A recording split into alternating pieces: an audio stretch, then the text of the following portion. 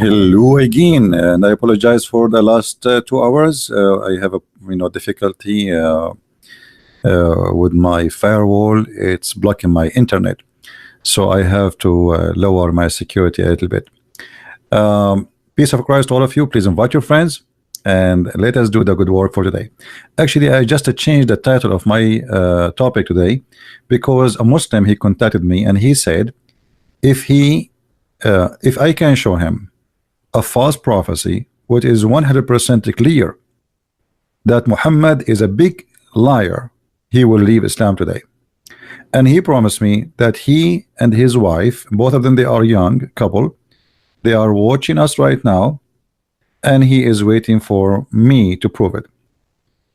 Now I believe that this person is being decent and he will keep his promise. However, you keep your promise or not, this is your business. For me, Muhammad is a false prophet. You leave Islam or you don't. That will not change really anything. It's you who is going to be trapped with it if you decide to ignore what we're going to show you. So how we can show this Muslim 100% prove that Muhammad is a false prophet? Actually, everything in the Quran proving Muhammad to be a false prophet. I can mention things about like Muhammad saying in the Quran in chapter 18 that the sun set in murky water, how Muhammad described how the baby is made, etc. But I will show him something more clear. This is Muhammad, and this is Sahih Hadith. First of all, let us see the number of the Hadith. I will put it in the screen. Sahih Muslim, Hadith number 2538A. 2538A. Now remember, those numbers, by the way, are not really accurate. Those are numbers. I don't know how they made them, and when they made the translation, those are not really have nothing to do with the actual numbers. But as long they have them there, I mean, whatever it is. So let us see the prophecy which Muhammad he came with. Muhammad was speaking to his followers and he says, the meaning of the words, the prophet after 100 years will be no soul left alive is living now. I mean, do you need to tell me the meaning of the words? That's it, we know what it is. Muhammad he said, in 100 years from now, not a single human being will be alive. Is that a false prophecy, my friend? The gentleman who promised me he will leave Islam. Isn't it obvious that this is an extreme false prophecy?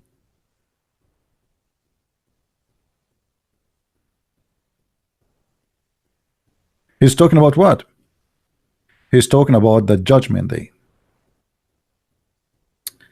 I heard Allah Messenger as saying this 1 month before his death. So he said that a month before his death. You ask about the last hour. Where is its knowledge is with Allah. I, however, take an oath and say that none upon the earth, the created beings from amongst my companions, this is between two brackets, by the way, it doesn't say that in that, but we let it go. Between the two brackets, this way it says two brackets, and just trying to explain to you supposedly more of the meaning, would survive at the end of 100 years. So Muhammad is speaking about the judgment day, that the judgment day is have to be maximum of 100 years from now. Here, when they added the companions, this is very silly. I mean, if Muhammad he die in the age of 63, I mean, how his companion they will live 100 years from now? I mean, that's mean they make them 163 years. So they put it there. It's a false translation. It says it clearly that none upon the earth, any creation, not only human, all creations upon the earth, within 100 years they will disappear. I'm waiting for you to text me in Skype and keep your own promise. If you like to call me live and say I am leaving Islam, feel free. If you don't want to speak in public, it's up to you. Still, you can send me text and you tell me if I can show your text or not. Is that clear or not? I mean, how easier I can make it for you? A man claiming that not a single creation, and this is the hadith in Arabic, by the way. سمعت النبي صلى الله عليه وسلم يقول قبل أن يموت بشهر تسألوني عن الساعة وإنما علمها عند الله وأقسم بالله ما على الأرض من نفس منفوسة تأتي عليها 100 سنة. They are asking me, he said, before a month from his death, you are asking me about the judgment day hour, or the hour of the judgment. The knowledge of it is with Allah, but I swear by Allah that not a single breathing soul will be living in 100 years from now.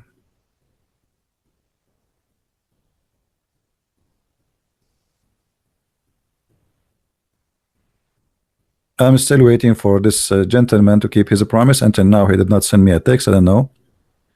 Maybe he's discussing with his wife. Maybe he's not. Doesn't matter. But obviously, Muhammad is making up a lie, and we are now 1400 years after Muhammad, and we are alive, as I believe right now I am alive. I think so. I think I'm alive. Actually, I just came. I was outside, you know, and people, they said to me hello, which means they can see me. I mean, obviously. And in the store, I was able to pay for you know, some grocery I bought.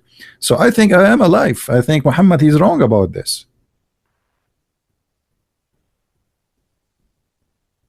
So how we can accept Muhammad to be a prophet? This is one of tons of stupid things your prophet he said, and you know, it's up to you. I mean, you wanna leave Islam, you wanna stay as a Muslim, this is your business.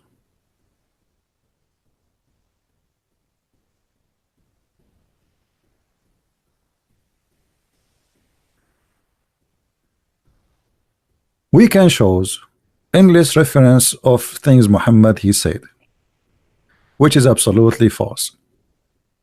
You know, Muhammad he says, as example, you know, we made a topic today about the names of Allah, right? Okay. Allah have 99 names. Who is the one who said that?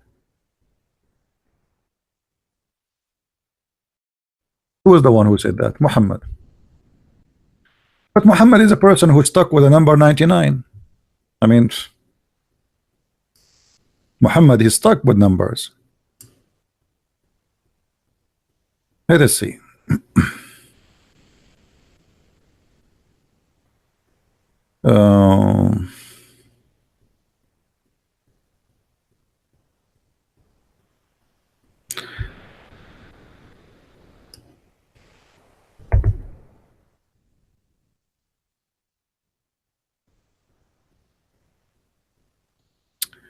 The number 9 is very well known. He's stuck with it. Number 7, he's stuck with it. But look at this.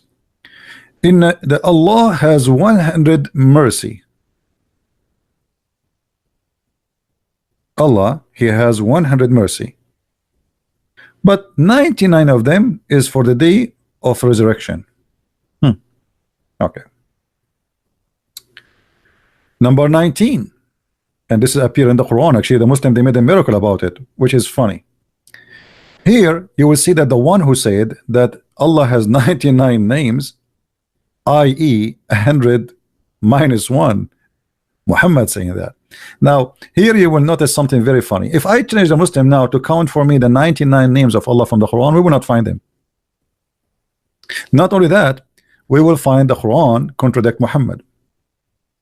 Because Muhammad, as usual, he say things which is totally opposing each other. The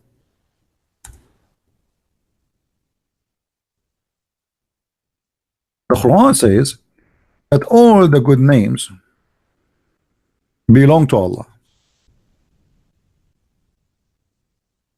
All good names belong to Allah, and you find that as an example, chapter 17 110 or chapter 20 verse number 8. All the good names, all the beautiful names belong to Allah. Okay, so how we can say those are 99? Any beautiful name belong to Allah.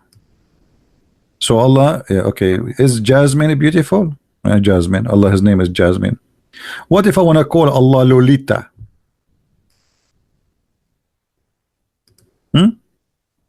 Like to make him more exciting, like, you know, Allah Lolita.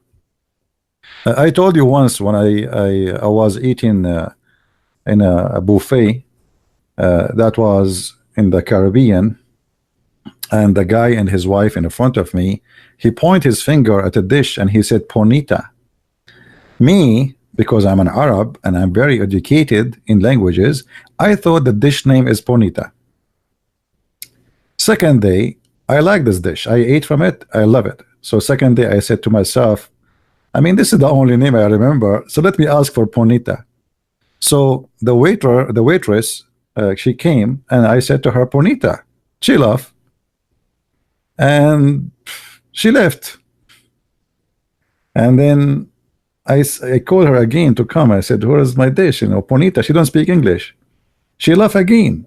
And then after like 15 minutes, she came back and she is looking with her friends at me, and she gave me a piece of paper, has her phone number. I was saying, what's wrong with those people? I'm asking for a dish, they bring me a phone number. So a guy was walking by, he's a waiter. I asked him, where is my dish, man? Everybody speak English? He said, yes, sir. I said, where is my dish? He said, what you order? I said, I Ponita. He said, what Ponita? He said, I order for Ponita. I said, but we don't have a dish, it's called Ponita. I said, so what Ponita is? I said, Ponita mean pretty. So I was saying to this girl, you are pretty without knowing. Me, I thought I'm asking for a dish. She thought I'm flirting with her, and she gave me her phone number. Now for Allah, all the beautiful names, Ponita.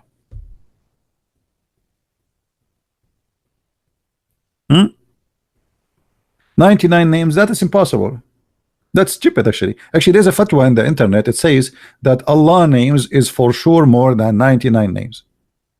Let me look for it, just to show the Muslims I'm not making things up. Give me a second.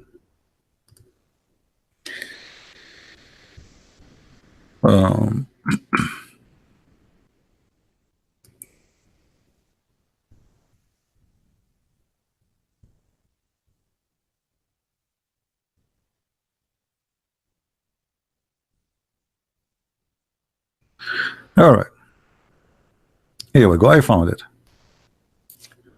Question. This is Islamica.info.com. It's an official Islamic website.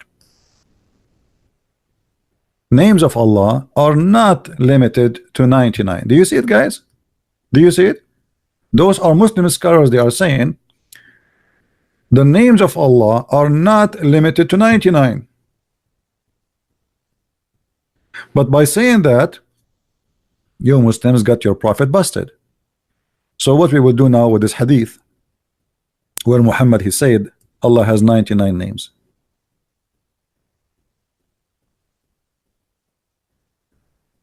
You know what I mean? As long as the Muslims, they agree that Allah has more than 99 names. Question, are they only 99 names of Allah, or there are more than that? In 2 minutes we discover there is more. Ponita as an example, Lolita, Jasmine.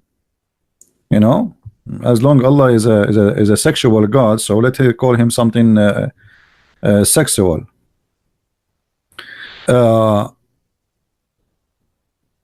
And here the article is long, but anyway, the summary is in the top. It says the names of Allah are not limited to 99.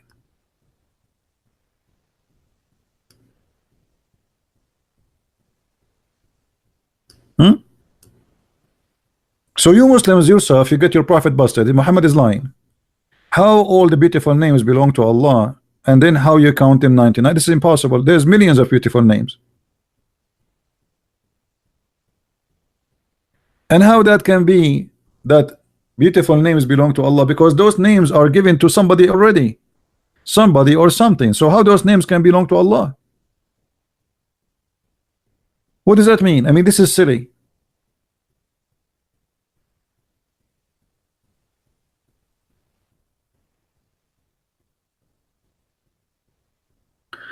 But Muhammad is a person who is stuck with numbers, as we said before. If you remember, Muhammad once he said that Solomon, he have 99 wives, and he wanted to have sex with them, but you know, he forgot to say inshallah before he have sex.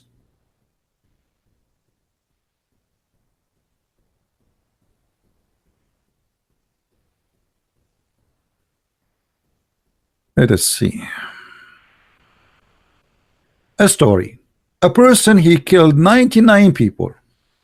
And just to show you how Muhammad is obsessed with some numbers, he fabricates stories based in numbers he like. Anyone will text me and he is sitting and will be stupid, I will ban you. I have no time for kids. Shall I not tell you what I heard directly from the Messenger of Allah? I heard him, and I heard it, I memorized it. A man, he killed 99 people. Why 99? I mean, well, is that a true story or this is a fiction story? And why he's saying 99? I mean, isn't it? What about killing 7 people? What about killing 99,000? Continue. Let us see where is the story of Solomon. Hold on.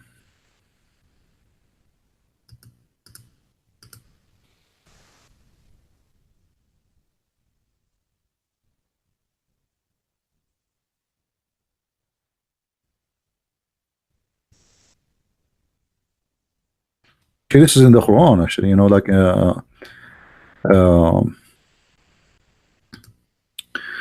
if you remember, the Quran says that he was jealous because his brother he have 99 wives. But let us see, find the hadith.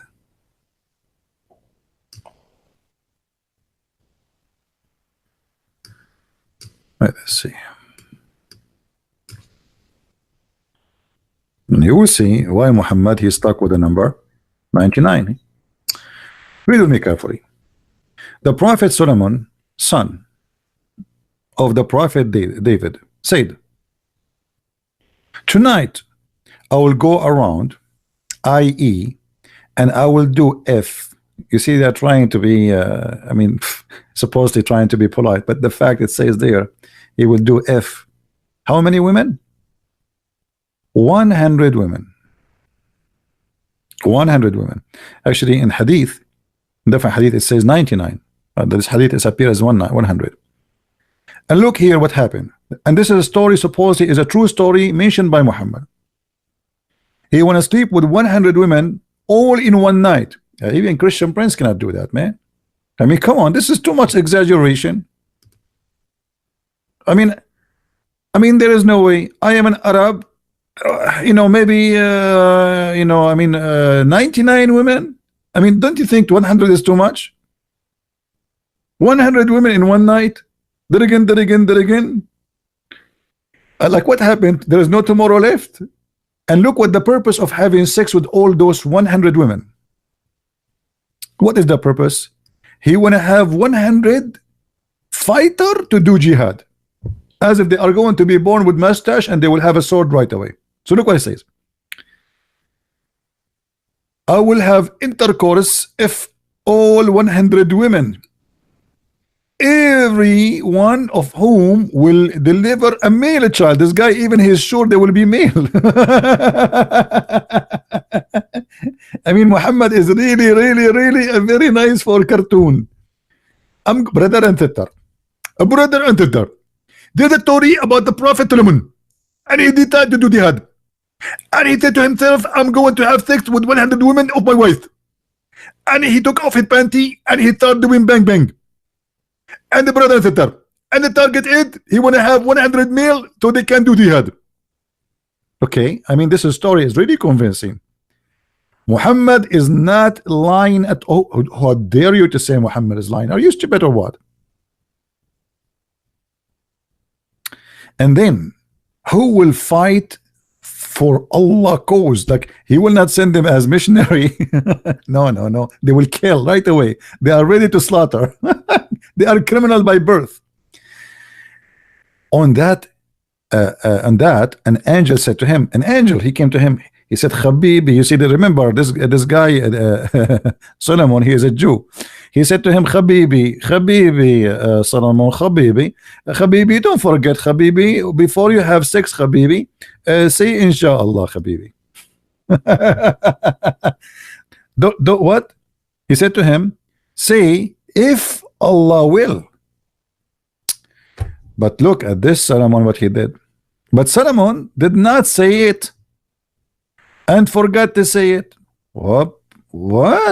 How you do that? He forgot to say, if Allah will. So the guy, he started having bang bang. Then he had sexual relationship with them, all of them. Boom, boom, boom, boom, boom. That guy, you can imagine how much sweat this guy he was doing at that night. I mean, he have a marathon of 100 women. Hold on, where is the calculator? Let us say the night is 8 hours. Okay, and we have 100 women. 8 hours divided to 100. What? He have to finish with 8 women an hour? Okay, hold on. All right.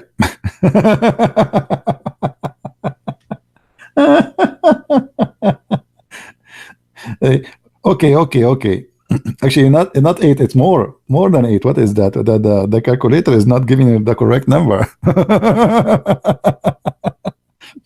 So let us say you have to finish with almost 12. You know, or let us say 10.1. I know.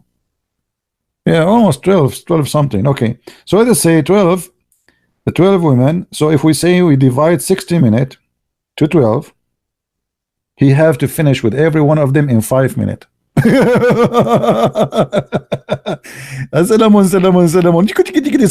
Solomon, are you a rabbit or what? 5 minutes? You have to finish with each one of them in 5 minutes. Are you kidding me? How you can do that? Prophet Muhammad, the Prophet Solomon, he will have orgasm before the women take off her panty. Unbelievable. I love you, Prophet Muhammad. You are very funny. Must be a true story. And then, you know, this guy, the poor Solomon, the Muslim Solomon, he start having bang bang with all the 100 women. But remember, he forgot to say what? Who remember? Let us see how many of you remember. What he forgot to say? He forgot to say a very important word, brother. Brother, he forgot that word. What is that word? Inshallah. If Allah will. You don't say that, nothing will happen. Nothing. You have to say that word. So how the Christians, they can have their kids? They don't say if Allah will. Hey dad, did you say to my mom before you start doing your business with her, did you say if Allah will? Oh dad, don't do that. Unbelievable. So what is that? If Allah will? So what happened here, brother? Solomon, he forgot to say if Allah will. And then he had sex with the 100 women, which is very easy. I mean, any man can do that. I mean, what is 100 women in one night? We can do more. I mean, this is not. I feel sorry for Solomon. I mean, why only 100? Do you think at that time the food was not healthy? I think there is something wrong with Solomon. I think his health was not good. Only 100. I mean, come on.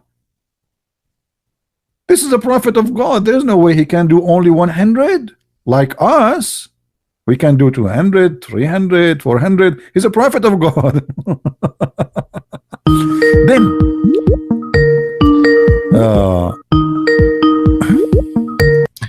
we have someone is calling it.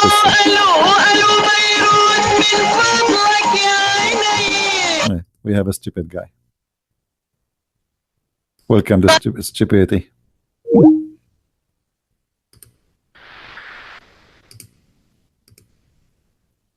So he did not say if Allah will, and look what happened, brother. Surprise, surprise, surprise, surprise. But none of them delivered any child except one. Delivered what? A half person.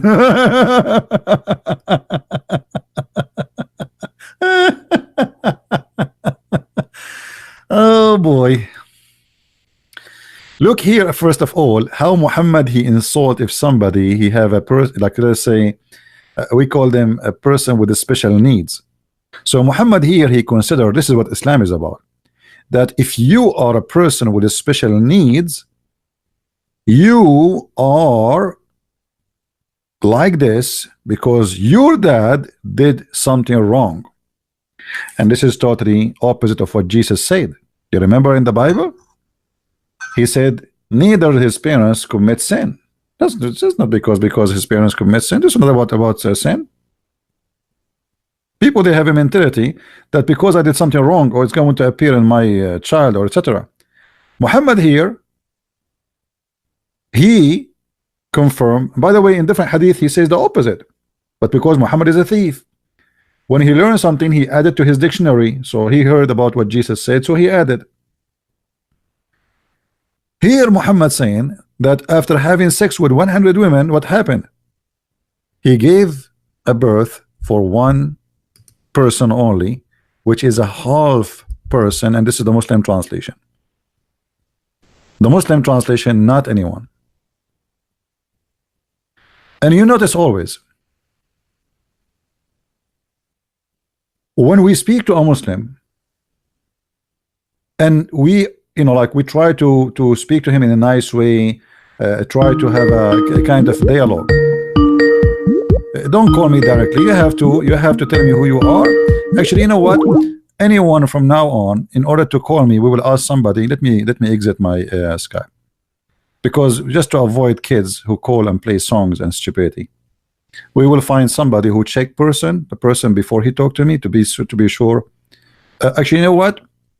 You have to contact me in Skype. I will check your Facebook to see you are a real person, and then I will take your call. I think this is better, because we are getting a lot of kids just trying to annoy us. Half person, because he did not say if Allah will. China is a billion human being. None of them he says Allah will.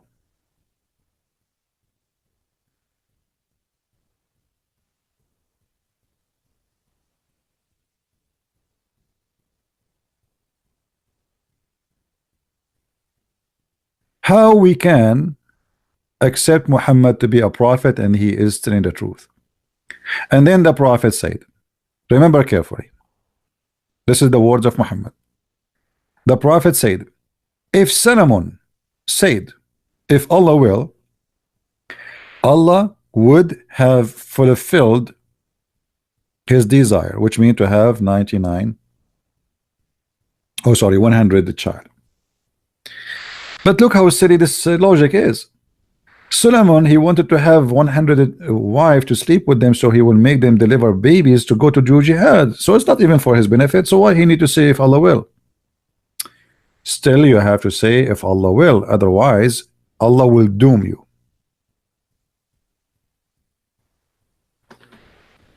But here we have a problem. Anyone knows what the problem?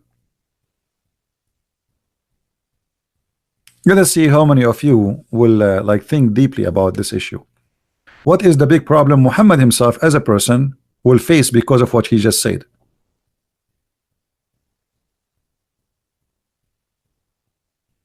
Anyone can come with something just to make you to direct your thinking about Muhammad himself as a person. That is against Muhammad himself. Anyone knows why?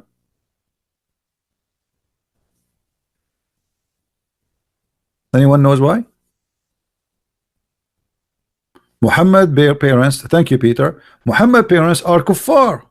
They are not believers. They will go to hell, and they never said if Allah will. So how Muhammad came to existence?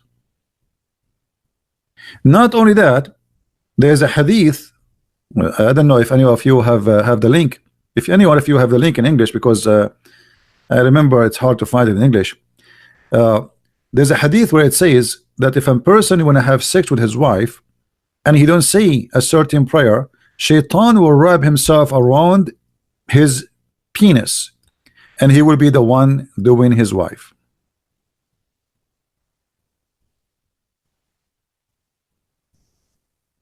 Muhammad ordered the Muslims to pray and say certain words before intercourse. Otherwise, Shaitan will be having sex with his wives or with the wife.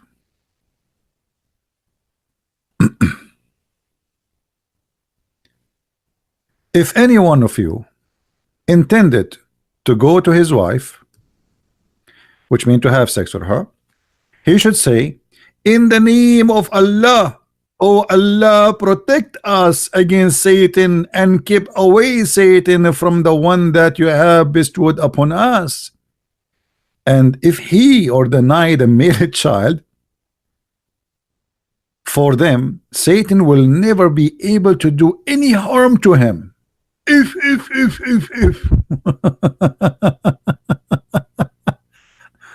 Oh boy.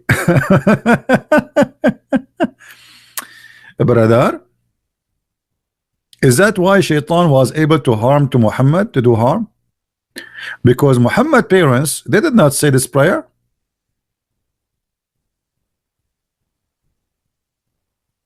What do you think? I mean, how silly Muhammad is to say such a statement. He just shot himself in the foot.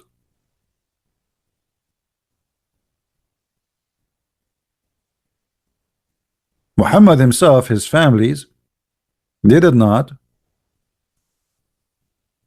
say that prayer. So Muhammad is, by the way, in case you do not know what he meant that Shaitan will be your father, because Shaitan, he will round himself around. Let me see if I can find the hadith in English. Hold on.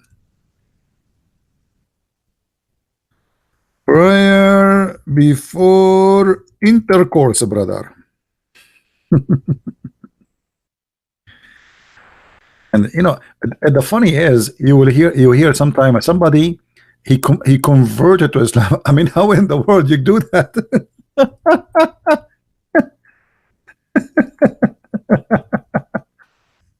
I mean, literally, you have to be mentally ill. Okay.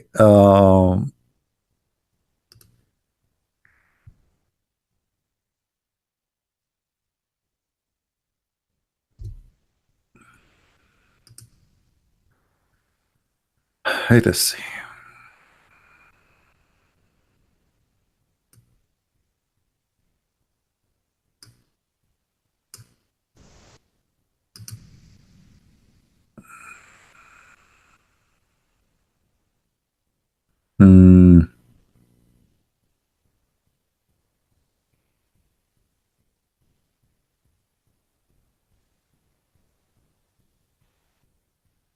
I'm trying just to find this hadith in English for you.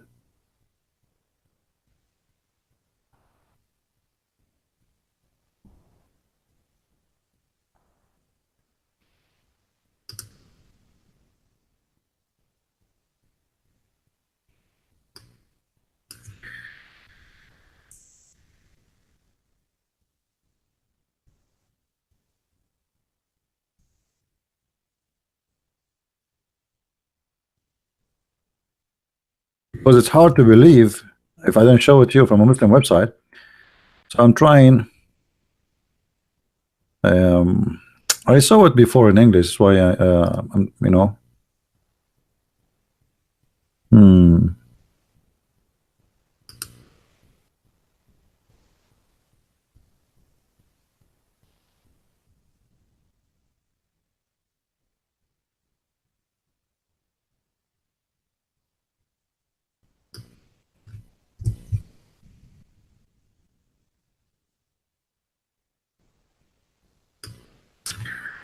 Searching.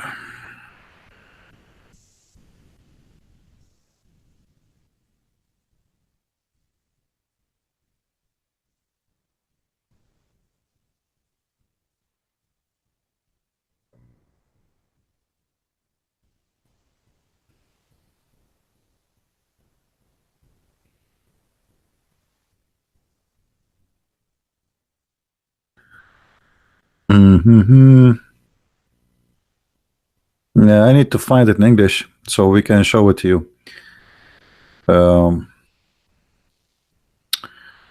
I could not find anything. I remember before I saw it, but you know.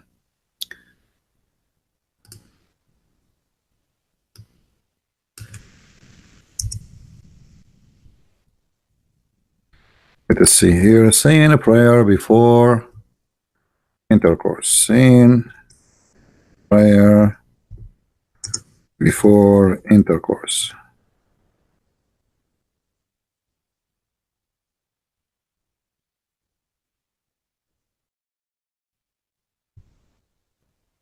Okay.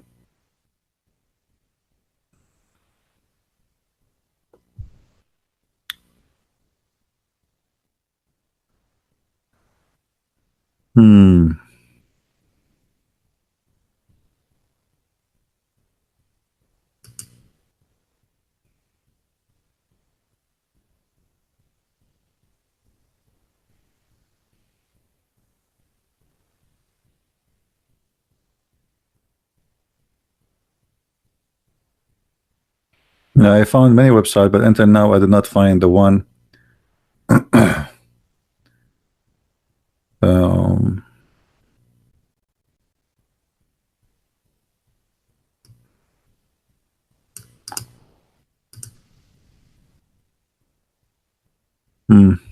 yeah, look like we will not find it. Sometime you get lucky and you find them fast, you know. Sometime. But anyway, you see, even in the Quran, it says clearly that Allah, He said that Shaitan, he will be partner with you in your kids. And according to Muhammad,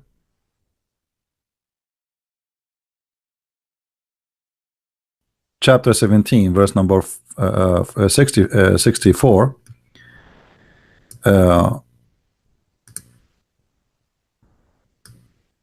saying clearly that Shaitan, he will share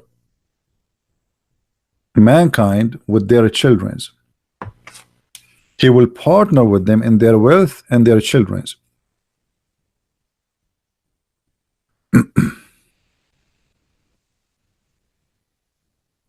Right?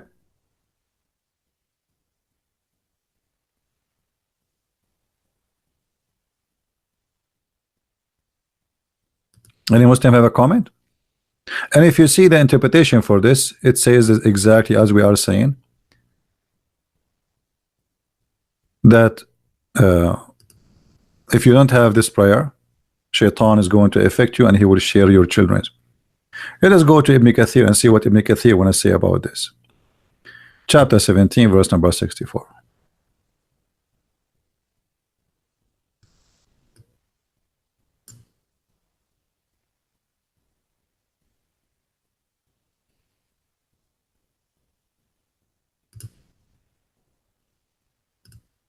uh, 17 actually.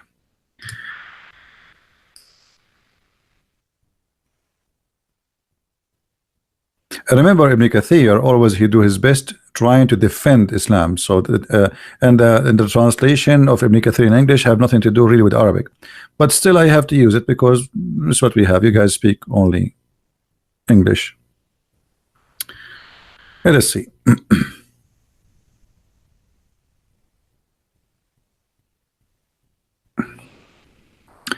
And share with them their wealth. Ibn Abbas and Mujahid said, this is meant what he commanded them to do of spending money of this disobeying Allah may be exalted. Well, awlad and the children. It's reported by Mujahid, etc., that this is mean the legitimate, that the means the children of zina, i.e. the children of adultery.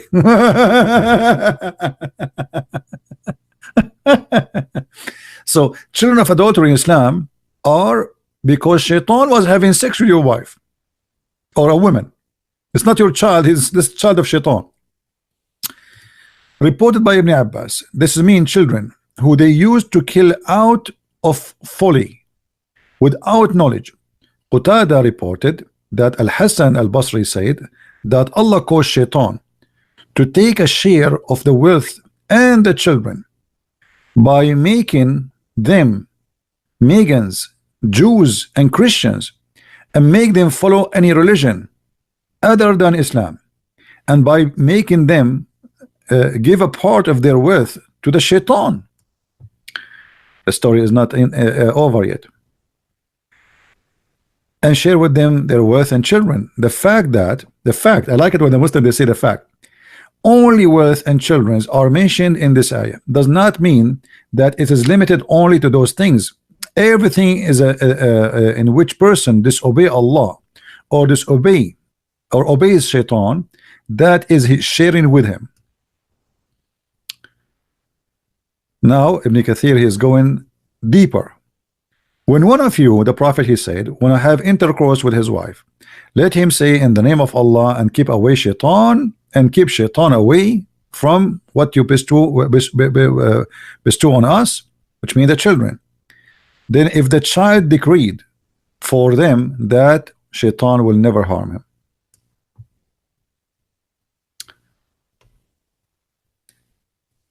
Ibn Kathir he did not give any details about having, you know, shaitan rounding himself around the penis of the man when you have sex. Let us see different interpretation.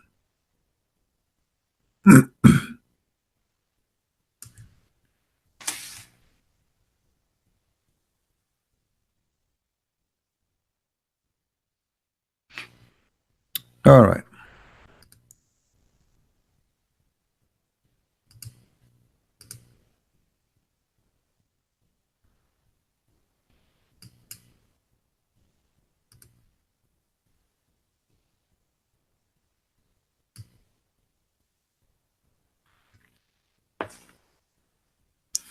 This is Tafsir al-Jalalain, and here in the English translation they are not showing that.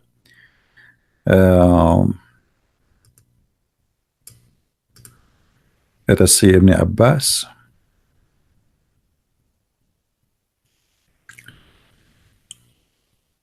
Yeah, all English translation doesn't show that shaitan will round himself around the penis of the man.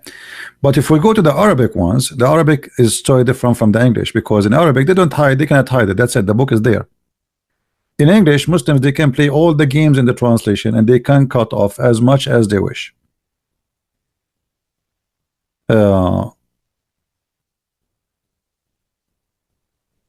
Always when you read an Islamic interpretation in Arabic, it is totally like not 100% different, it's 1,000,000% different. And that is telling you how much you are missing when you try to understand Islam if you don't speak the language. Look, all of this is interpretation, but when they go in English, it is 2 lines. Look how many pages. I'm switching the pages one after one. Page number 4. All right.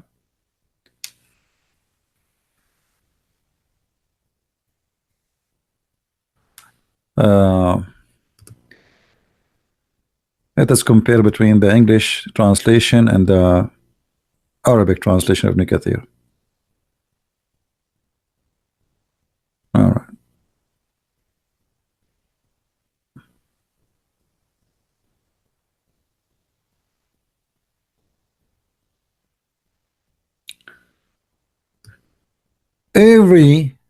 Every child is born as a female.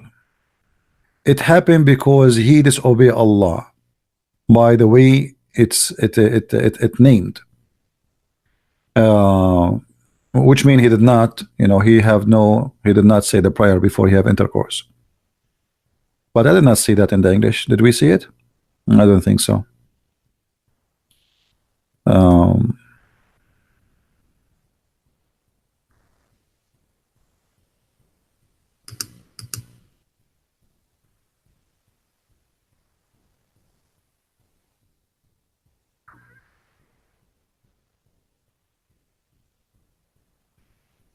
Let us see this hadith here. You see this one we did not see in the English translation.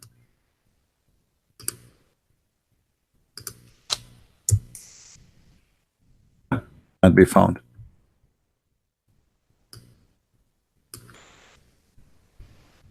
Cannot be found in English. Too bad.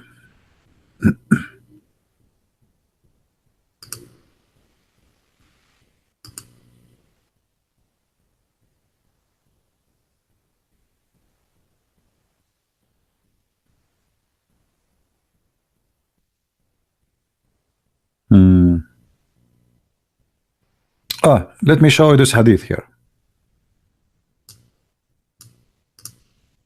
Muhammad, he claimed that if you know a person, he is a homosexual, that because shaitan, he had sex with his mother.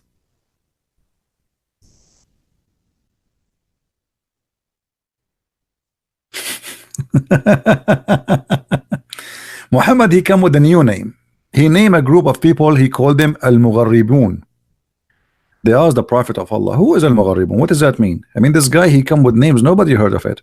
He create titles, like things we never heard before. So they said to him, who are they, those Mugharribun? He says, those are whom they, when they have sex, you see in translation, they don't really show the truth. When they have sex like when you have sex with the woman, shaitan, he share with you. And Al-Mugharribun supposedly are the homosexual.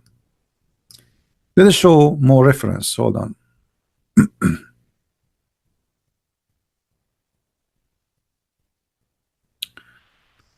Let us copy the hadith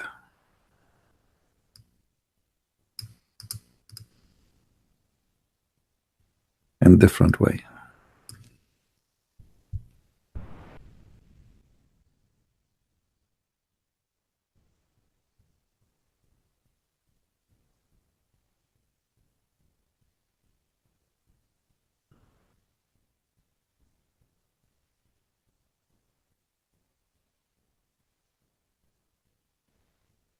The bad thing about this website, I mean, you search for something, you can search by number, you can search by, because their numbers are different from the original numbers. And if you search for anything in the search engine, it shows you anything have to do with the word.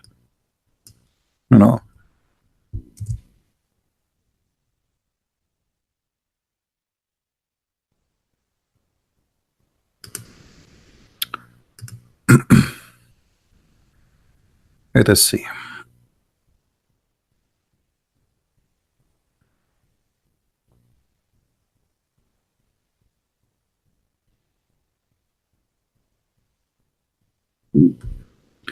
I'm trying to find it. Let us see.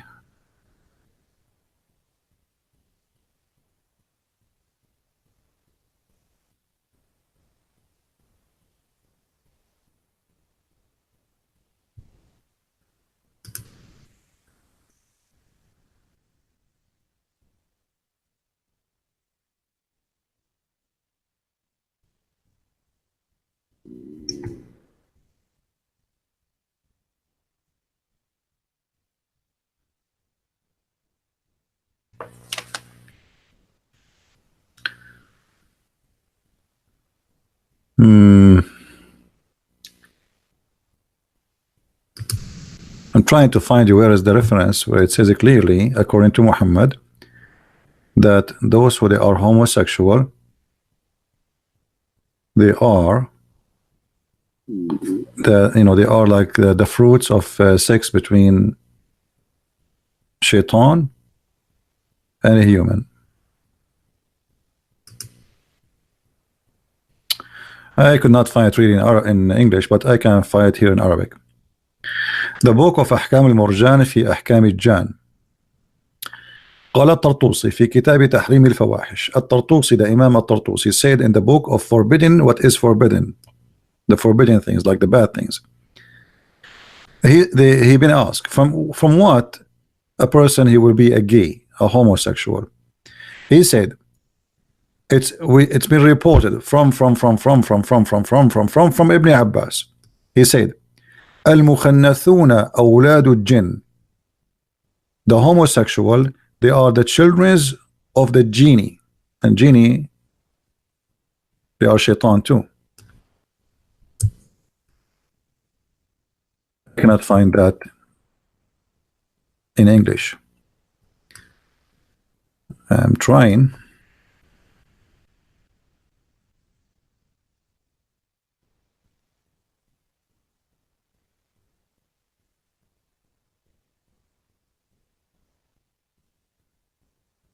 Yeah, I cannot find it in English.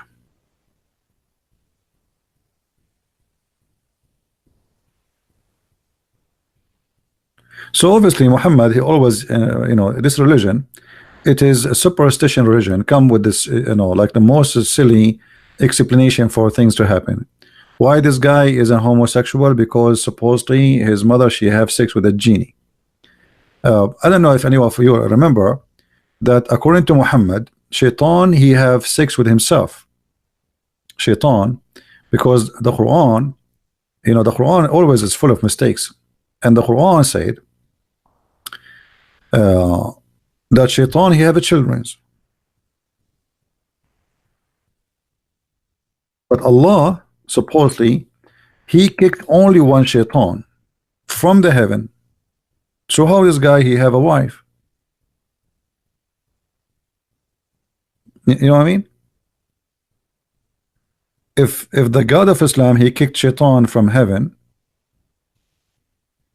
as you see in chapter 18 verse number 50. Let us go and open the verse so we can show you.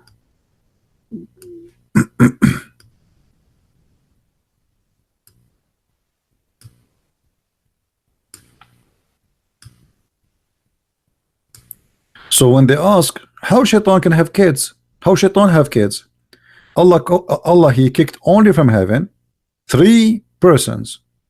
2 are human, Adam and Eve, and the third was the devil, which the Quran call him Iblis, which is obviously a copy from previous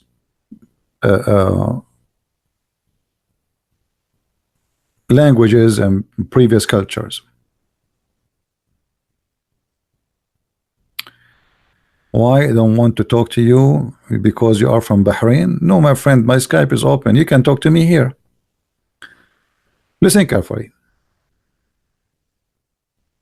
When Muhammad he claimed that shaitan he have a children, and the Muslim they try to find how shaitan he have a children, look what they come with.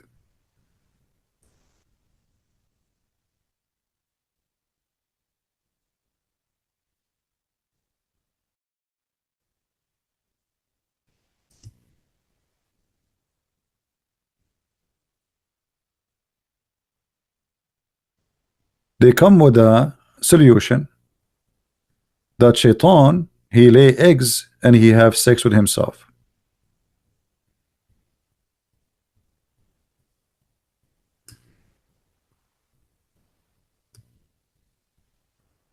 Let us see the reference.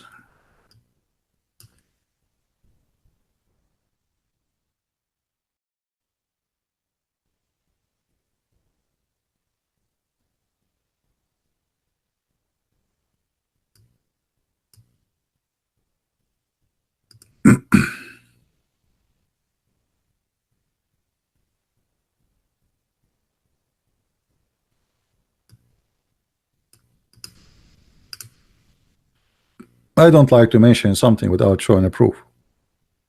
You know, they will say he's lying.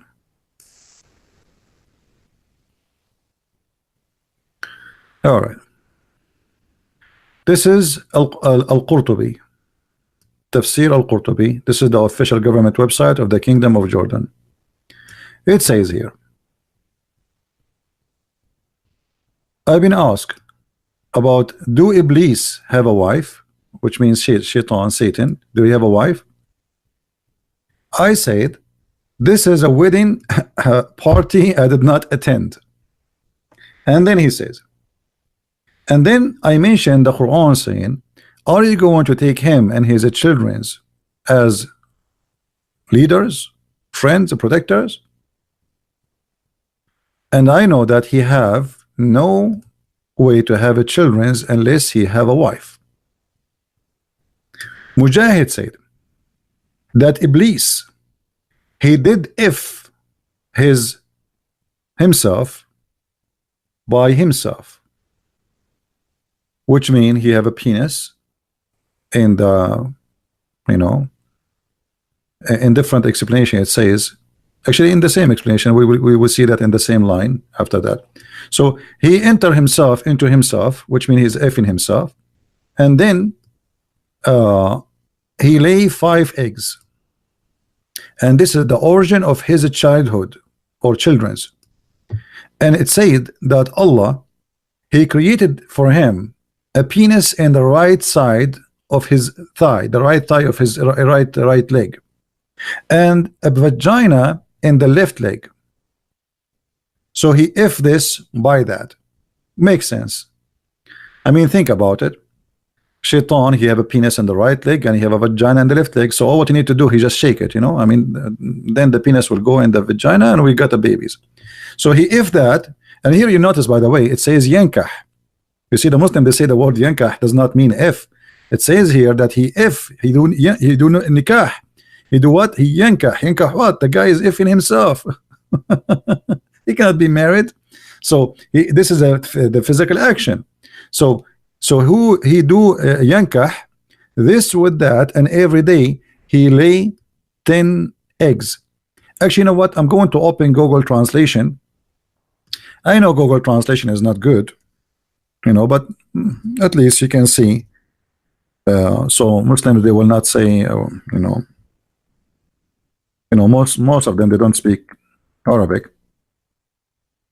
which is really a problem. So I'm going to copy from here and paste. Let us copy actually more. There is a limit of how much you can copy, but we will try. Okay, and I will go to Google Translation in front of your eyes, and I will paste translate.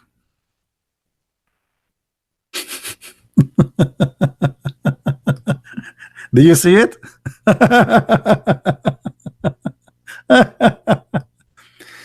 Mujahid said the devil enter his vagina. Actually, he says he if his vagina. The same as, you know, he enter his penis into his vagina, and then he lay 5 eggs, and this is the origin of his offspring. It is said that Allah created for him in his right thigh a male member, which means a penis, and in the left side a vagina. It says left hand. This is not wrong.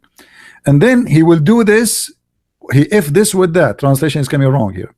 And every day he lay down 10 eggs will come out of him. From every egg there is 70 Satan, male and female. They will come from every egg. Now we know that this is Google Translation is not accurate, but you know, I translated that for you. But we are copy pasting in front of you, so people will not say, oh, he's, you know, this is not what it says. How anyone can believe in such a thing?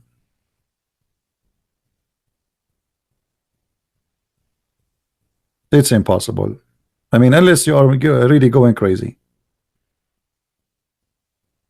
The Muslims always they try to find a solution for what is written in their Quran, and this Quran is very confusing and full of too many fiction stories. And here we go. So now we want to find out how Shaitan he have a wife.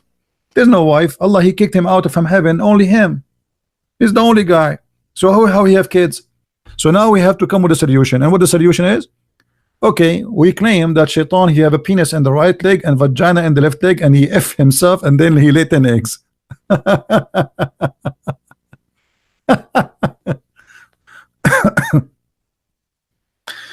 So, you know, the more you read Islamic books, the more you find that this is a very silly, stupid cult. I mean, the fiction and it does not even respect you as an individual, especially for a person who live. I mean, maybe this was accepted in the desert one day. People are naive, they don't have education, they believe anything. They believe that there is a witch, she can fly, and etc. But today, I mean, who is going to believe in this garbage?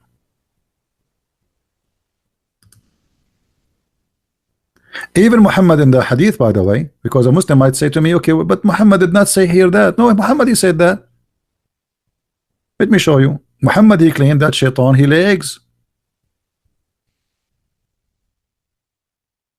Muhammad he claimed that Shaitan he lay eggs in the empty market.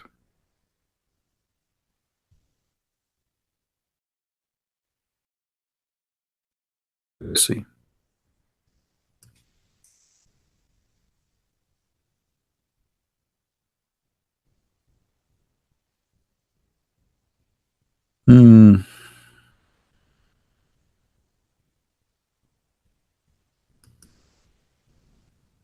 Let us find the hadith in English.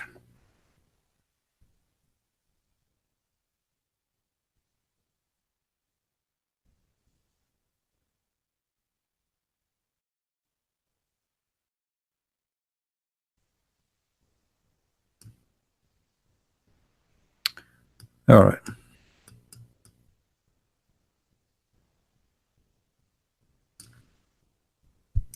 Muhammad is the source of all lies.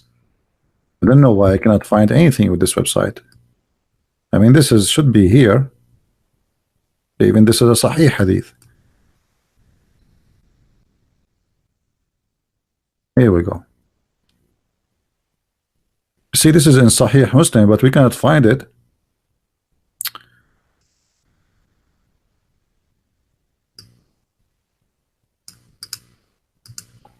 I mean, why we cannot find it? See, when I search, I cannot find it. Anyway, it's here. Let us see this one. The Prophet said, do not, if you can help, be the first to enter the market and the last to leave, because in the arena of it is the arena of Satan, and he's and the standard of Satan he will sit there. Well, what standard? It doesn't say that. It says in Arabic, you know, Satan he lay his eggs. I mean, what this translation is about? Unbelievable how they lie. They try to cover up. Let us see.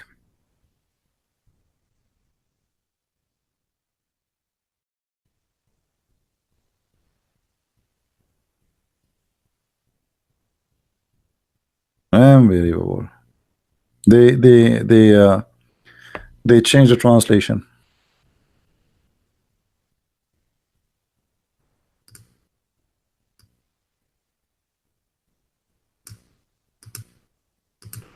We cannot find any truthful translation. But anyway, anyone who speaks Arabic, he can see it. I mean, it's not a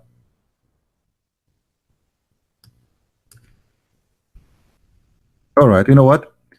I'm going to take what we can do. Look like we have to use Google. Here we go. Just to show you how they lie in the translation.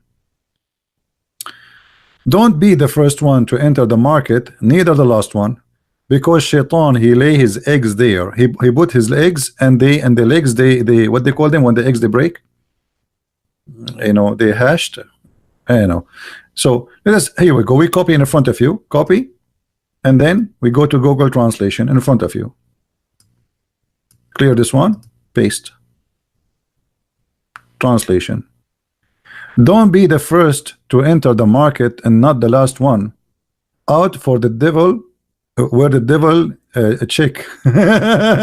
Translation is funny.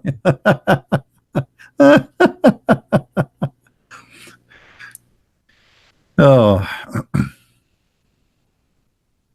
this is Islam. So Muhammad clearly saying that Shaitan, he have eggs and he lay eggs, and he is saying you don't enter the first one in the market. Okay, so now who is going to enter the market? And what will happen to me if I be the first to enter the market? Let us say Shaitan, he lay his eggs there. What will happen to me exactly if I enter the market? What exactly will happen to me? And now no Muslim will enter the market to be the first one, and no Muslim will stay to be the last. What does that mean? All the Muslims, they have to leave together?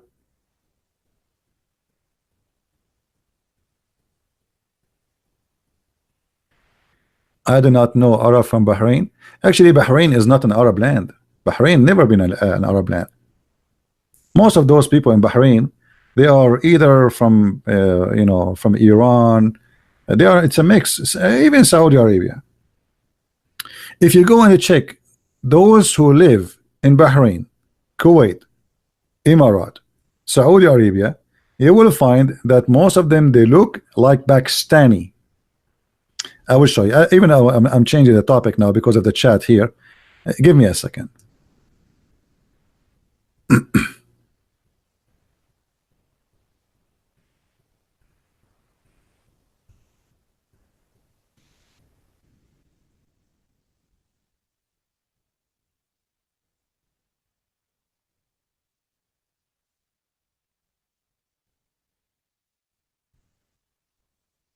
Take a look.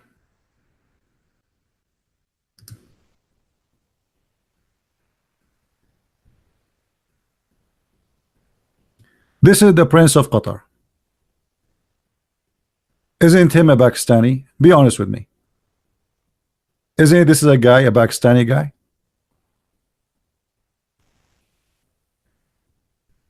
Isn't it? They're Pakistani. They are not, there's nothing is called Arab. There's nothing is called Arab. Arab is not an ethnic. Me myself, I call myself an Arab, but in fact, there's no ethnic is called Arab. Look at look.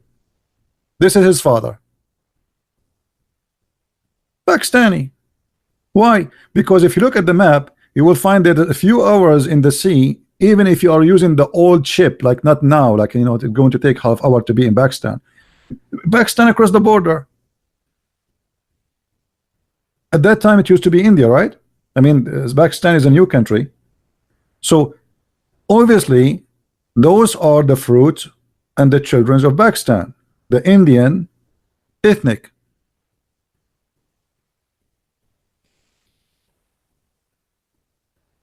There's nothing called Arab. What Arab?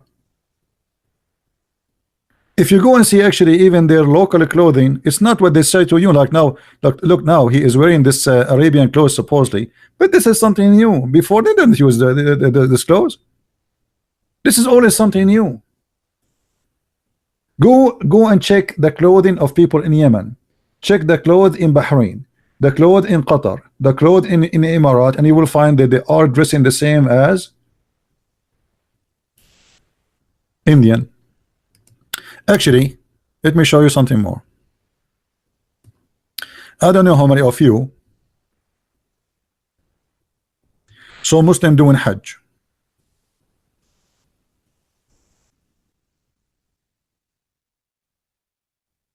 When Muslim they do Hajj, did you see how they dress? They dress exactly like Hindu, practicing their religion. And let me show you some images.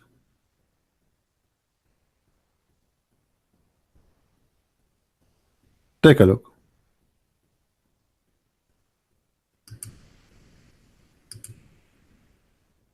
Do you see it? This is what the Hajj. The Hajj is 100% an Indian practice.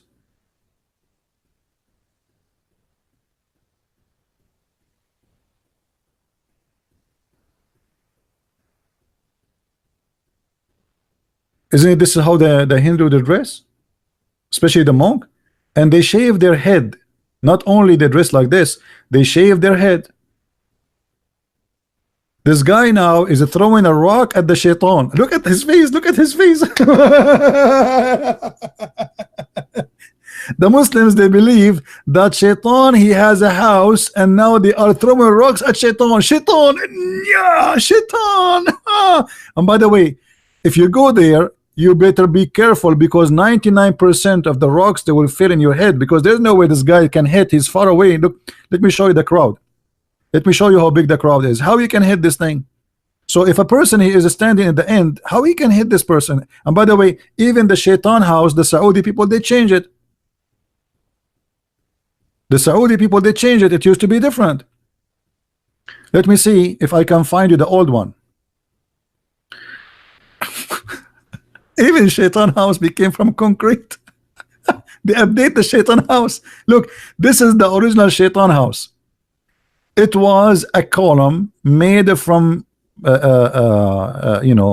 stones, and the Muslims go around it and they throw their rocks. Do you see it?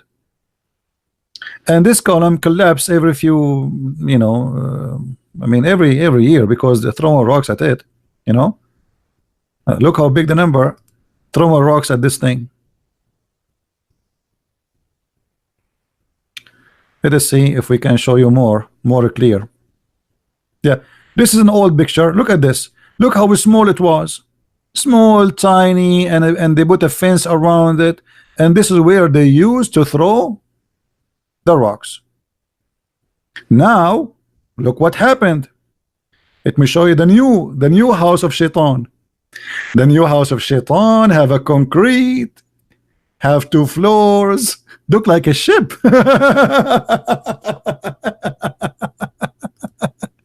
Hey Muslims, are you allowed to update the house of shaitan? Unbelievable. Oh boy.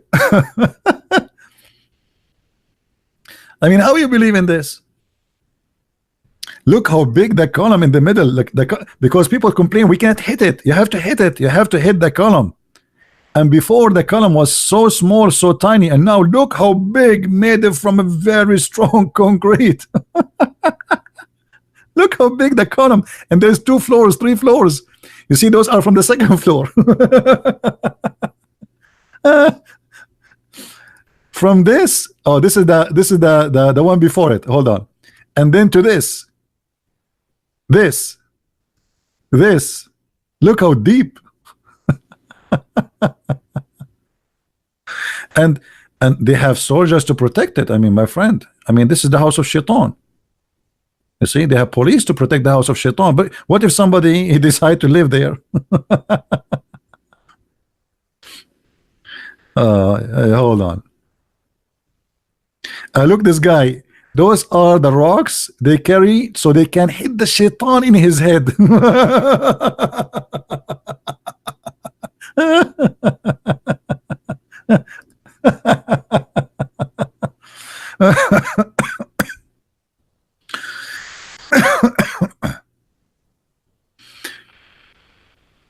I'm trying to find just an old images. Hold on. Look at this guy. This guy is taking a selfie. He's throwing the stones. Hey brother, selfie. I'm hitting the shaitan in his head. Unbelievable. I mean, this is hilarious. Oh boy. Yeah. Look, this is an old one. You see the old one? This is the old one. Do you see it?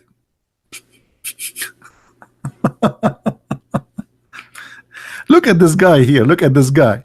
All of them, they want to throw the rocks at the house of shaitan, brother. Allahu Akbar. Allahu Akbar. Look how excited this old man is. Everybody, and the poor shaitan is collecting the rocks.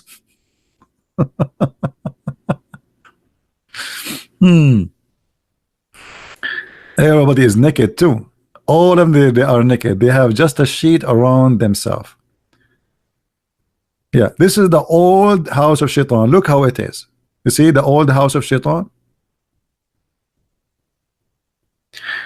By the way, in Arabic here, I don't know who posted this picture. He says, "What is the wisdom of throwing rocks at this? But Shaitan is not visible, and we can't see him. As Shaitan is there. I mean, this is a pagan practice. Which and Shaitan house is in the same city of Allah house. They are neighbor. Really?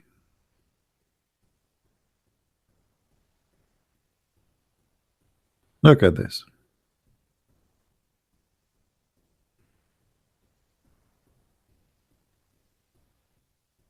It's a pure practice of a pagan religion. Look how they made the column from a small tiny one. Look how big this wall of concrete, because everybody now want to hit it.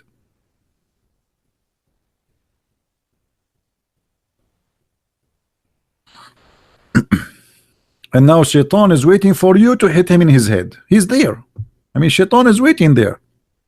You see how religion can fool millions of people. I mean, what is that? People, they fly, they spend a lot of money to go there and to do this.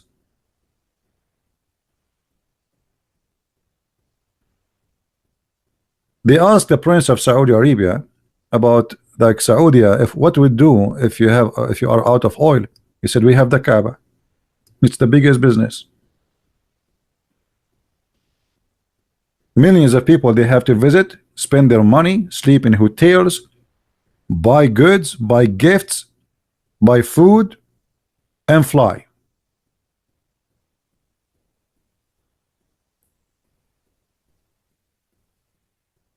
It's a great business.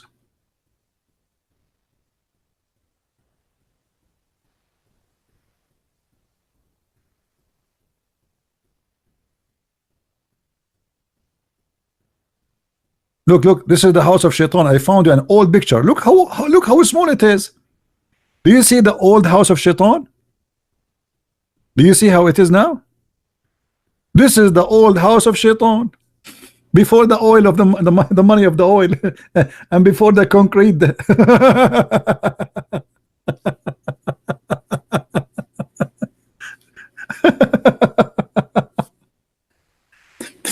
Oh boy. And you know, and look how small is small the number. And you will see around it there was a bazaar, there was a market, and now all of this is gone. You know, everything changed there. Even the Kaaba used to be small, tiny. Let me show you the old images of the Kaaba. Hold on.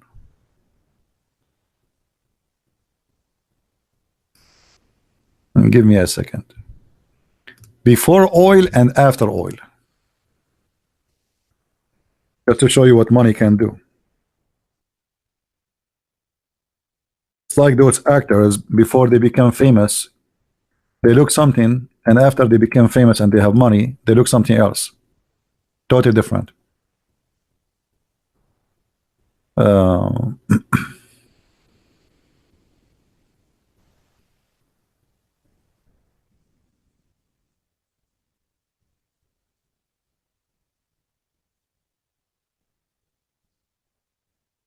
Look at this. Those are old pictures of the Kaaba.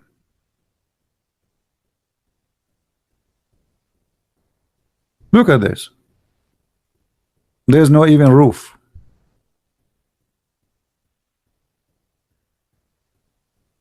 Look at that. There's no tiles in the floor, dust and dirt, a room in the middle, stores around it. Those are stores. Those are stores. That's not a mosque.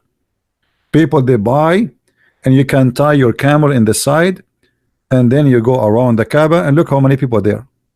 That's it. This is the Kaaba. This is before the oil. After they have oil, they start fixing. So they start building. And the look is changing.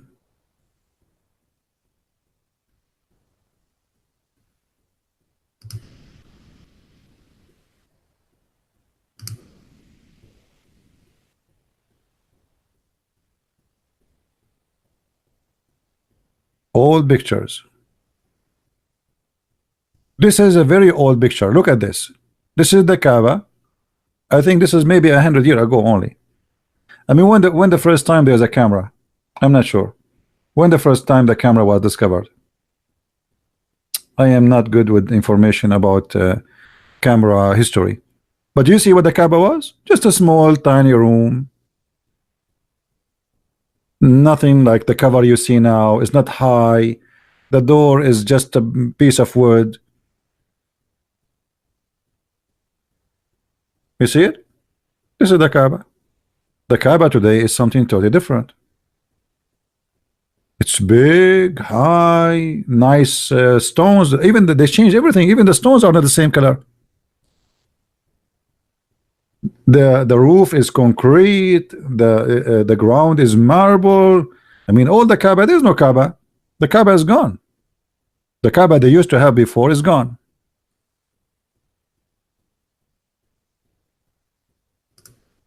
This is here. They are repairing the Kaaba from inside.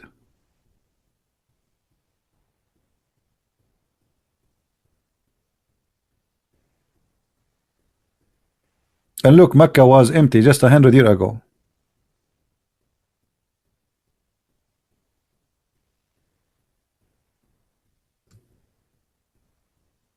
This is after they start having money. However, there is a point I'd like to mention to you, that Allah, another proof that Allah is a false God. No, my Skype is off. Another, because we are getting calls from a bunch of kids playing songs and etc. I just, you did not hear it? It was on. Somebody playing a song. Let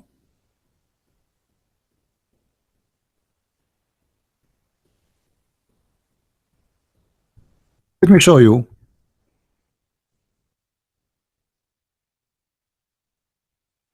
How we can prove easy that Islam is false. Take a look with me. The Kaaba every year is flooded by rain, and that will bring the sewage. There's no sewage in Mecca, by the way. There's no sewage in Saudi Arabia. If Allah is God, how Allah he chose the worst location where the Kaaba will be flooded every year?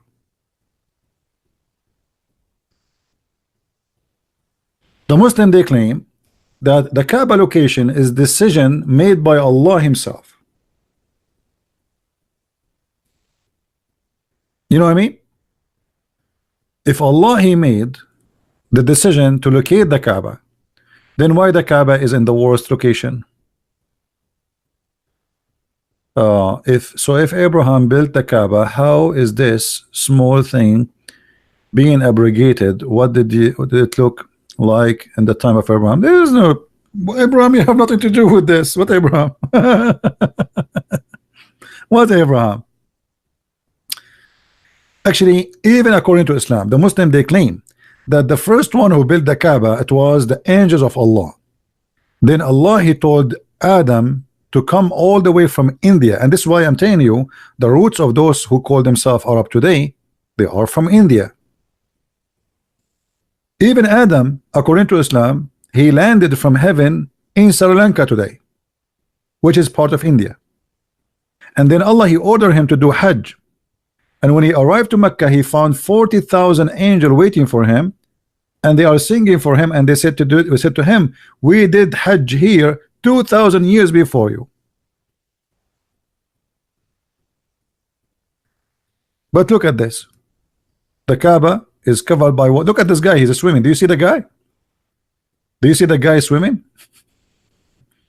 So if Allah is God and he chose the location of the Kaaba, and this is the best location of the Kaaba, why Allah he chose such a location where the flood will be covering it every year? I mean, imagine you ask an engineer to find you a place for your house, and then he find you a house, a location where every year the land will be flooded. How horrible. Look at this.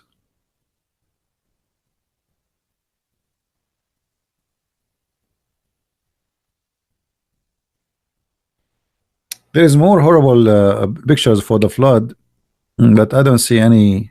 Not too many.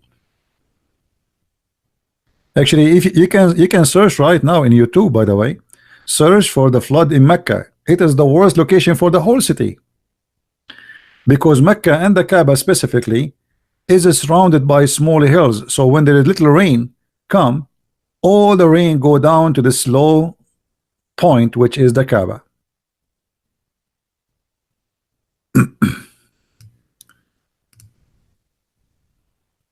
Actually, I made a video. It's called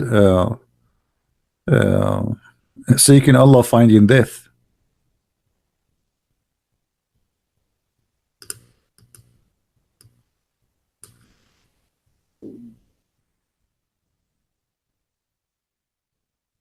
Let's see.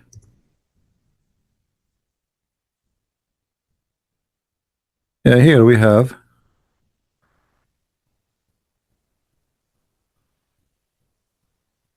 And actually, just 2 weeks ago, 3 weeks ago, oh, you know, this is in Mecca. Look at this. This is in Mecca. Every year until now, nothing changed. This is in Mecca. Mecca is the worst location ever to build a city. Look, the cars are flying with the water. This is the Kaaba swimming by the mud.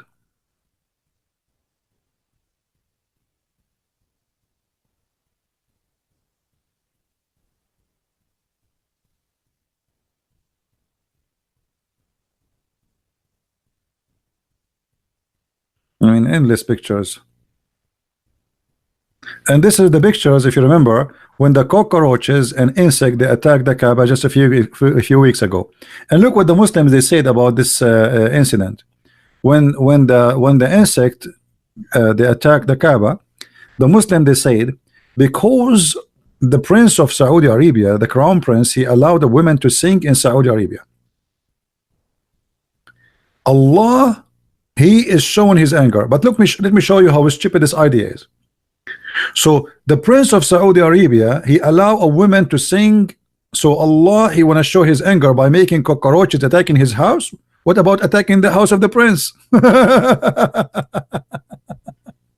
You know what I mean? The Kaaba is the house of Allah, is not the house of the prince. What about Allah showing his anger and make all the cockroaches in the world attacking the prince's house? I mean, do you see how silly this is? So now Allah is upset from a Christian prince. What he do? He made the cockroaches attack the Kaaba. Like, attack a Christian prince.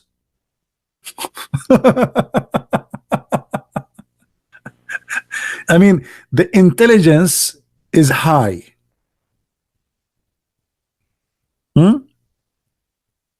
What's wrong with you? Allah, he make the cockroaches attack the Kaaba because the prince but the prince don't live there. They don't even he don't even live in that city. He live more than 600 kilometers away.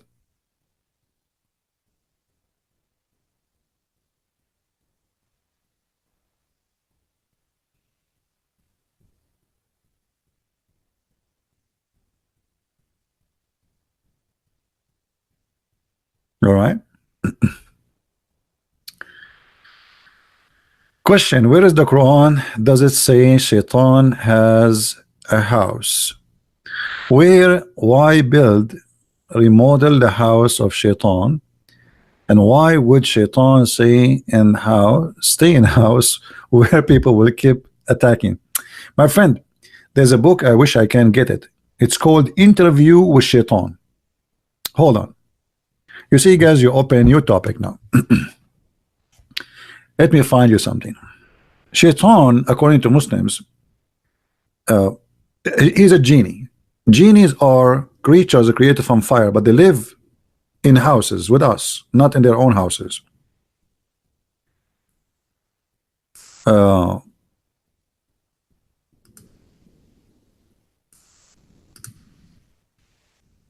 And Muslim genie, he lived with Muslim family. Christian genie, he lived with a Christian family. Hindu genie, he lived with the Hindus.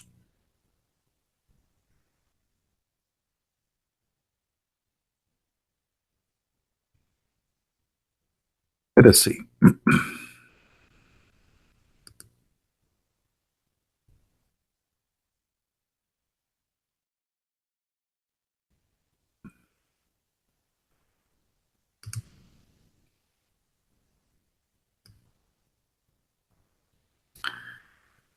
Signs of the house, the genie in the house.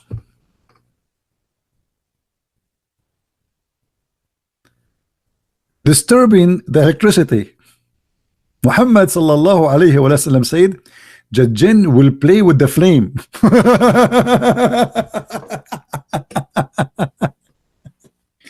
Seeing small stones being thrown inside the house and the door are closed.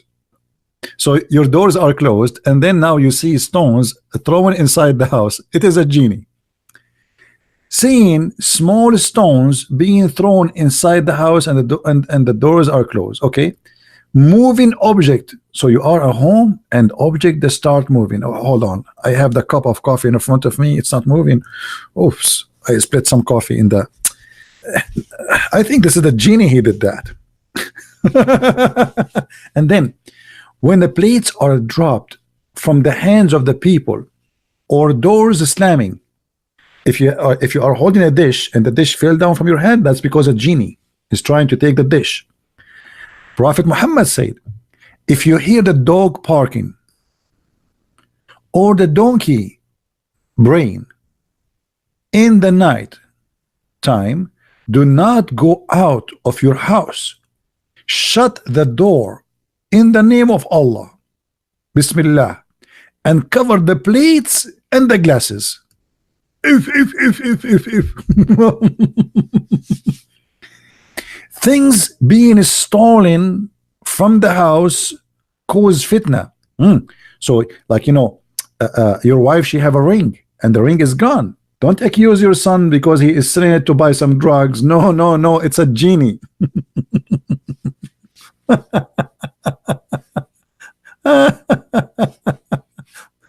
Let us continue. Unbelievable. Smashing something was stolen from the Prophet house, and Jibril told him to seek refuge in Allah, as jinn were trying to cause fitna between him and his wife. So Muhammad started accusing his wives. Who took this? It was the genie, brother. Burning in the house, that is a genie. Strange sound or voices in the home, genie. Strong wind in the home, and the wind and the doors are closed, genie. Whispering or moving of a tree in the home, tree inside the house, you know, like you have a yard. Footsteps going upstairs and downstairs. Hearing voices of people. The jinn could take the form of a spider or ant or a lizard, but not a mouse.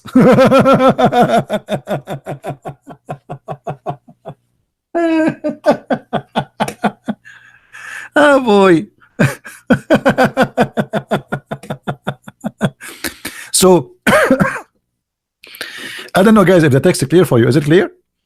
The background of the website, it is it's kind of you know, dark. So the jinn, he can take a form of a lizard or a spider or even an ant. So if you see an ant in your home, simply this is a genie or a spider. That's true. The jinn could take the form of a spider or ant or a lizard, but not a mouse. So take into consideration, it's not a mouse. If you see an animal, say Bismillahir Rahman Ar-Rahim 3 times. Anytime you see an animal, see Bismillahir Rahman Ar-Rahim. Cat, a dog, because it might be a shaitan. Remember, Muhammad, he says the black dog is what? Do you remember? The black dog is the devil.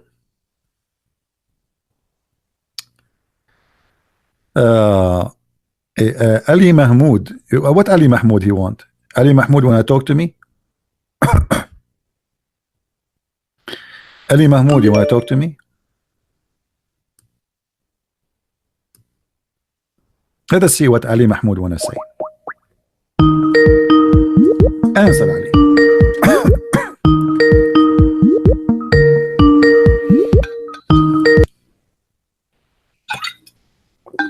Yes, Ali. Hello? Hear me? Do you hear me, Ali? Yeah, I can hear you. I don't know, your voice is very low. Can you speak louder, please? Just a second. Sorry? Hear me better now? It's very low. Hardly. I don't hear anything. Sorry. Just a second. Fix your microphone and call me back, okay? All right. Yeah. All right. It look like Ali, he have something very important he want to tell us. Very important. And when a Muslim he have something important, it's mean it's important. I hope he will not tell us about the genie and the spider in our house. Strange human being in the house, he is a genie. Half a human, top half a human with a strange legs or part animal.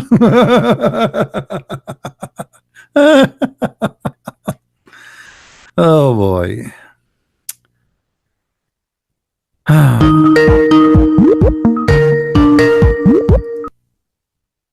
Hello?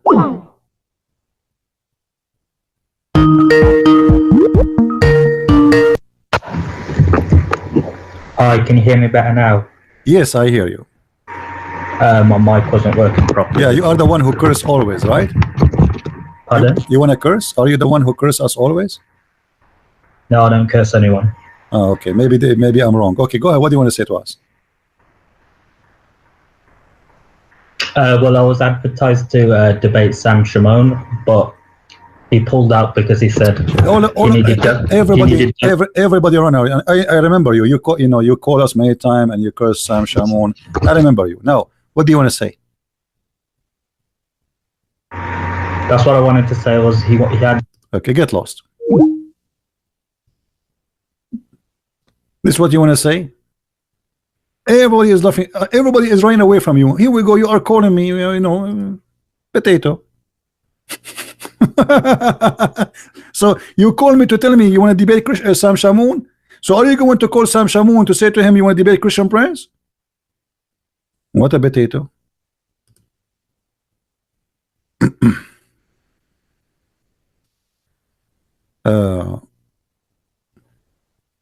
Actually, let us go and see what he said in the text. You see, when he called me, he turned into a cat.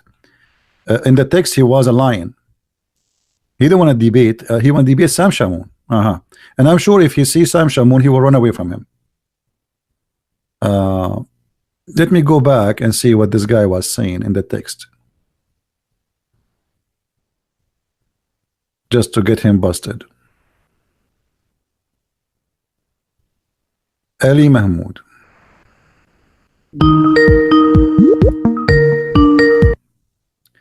Yes, Muhammad.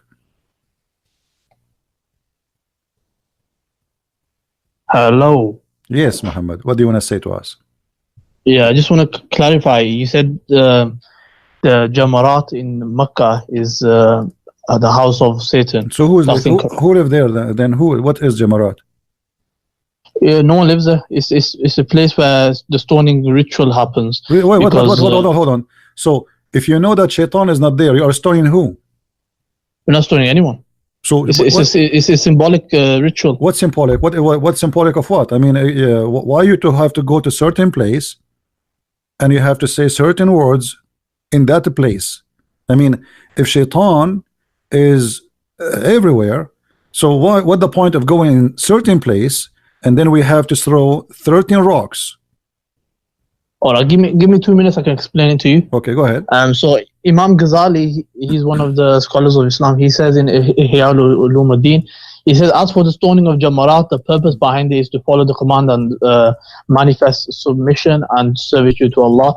And then he goes on to say that it's also the aim is to imitate Ibrahim Islam when Iblis, Satan appeared to him in that place to instill confusion in his mind or tempt him to sin, and Allah commanded him to throw stones at him so as to drive him away and dash his hopes.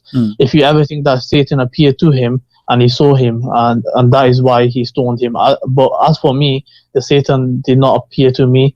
It should be noted that this thought is from the Satan, and he is the one. So in a nutshell, we copy what Ibrahim Islam did. Okay, let me ask you. When we throw this okay, stone, let me ask you. Okay, here we go. We have the Quran in front of us, and I want you to show me where Ibrahim he threw stones at Shaitan. Where we can find this story. I don't know where you can find the story, but this is what the scholars. So you Muslims, okay, so you Muslims, you copy each other, but you do not ask yourself who is the first one who fabricated this story. What if the story is a fabrication? No, from my knowledge, it's not fabrication. Why it's not? I mean, you have no source of it. What this is from? Where is coming from? I think from reliable scholars. So what? Who? Like who? I mean, do you take your religion from?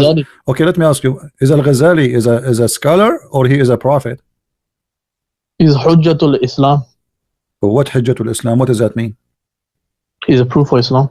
He's such an intellectual person. Okay, so if Al-Ghazali, if Al-Ghazali he says something, that's mean you have to approve it, right?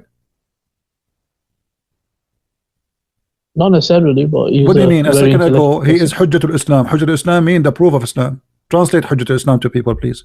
Yeah, proof of Islam. Yeah. Okay, so if this guy he became the proof of Islam, and you acknowledge him with such a huge name, I mean, to say such a thing, he is this guy, he is equal to a prophet.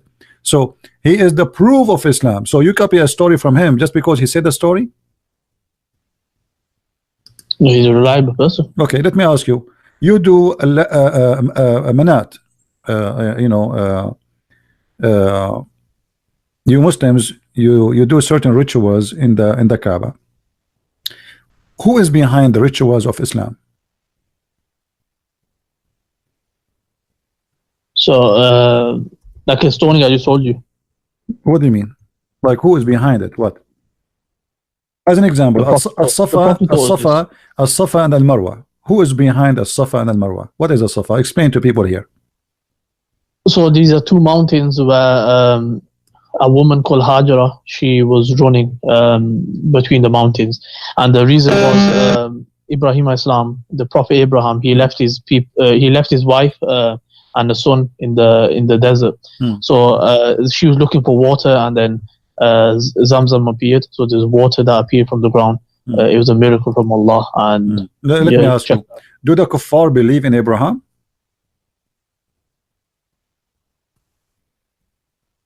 Maybe they follow his tradition. How they follow his tradition, but they don't believe in him? That's possible. What do you mean the possible? They don't believe in Abraham. How you Muslim you say that Muhammad was the only one Abrahamic and the rest are not? So how the Muslims they claim such a thing that he was Abrahamic and those kuffar? The reason they are not, they are kuffar because they aren't Abrahamic. Now suddenly you say to me that the kuffar. The reason they kuffar is because they took the idols as gods. Okay, let me ask you. When Muhammad he said As-Safa and Al-Marwa, it's okay to do it, was because of what? It's like I said, these are all rituals. No. The Muslims they complain. They said this is pagan. We will not do it. Is that true? Or I'm making things up?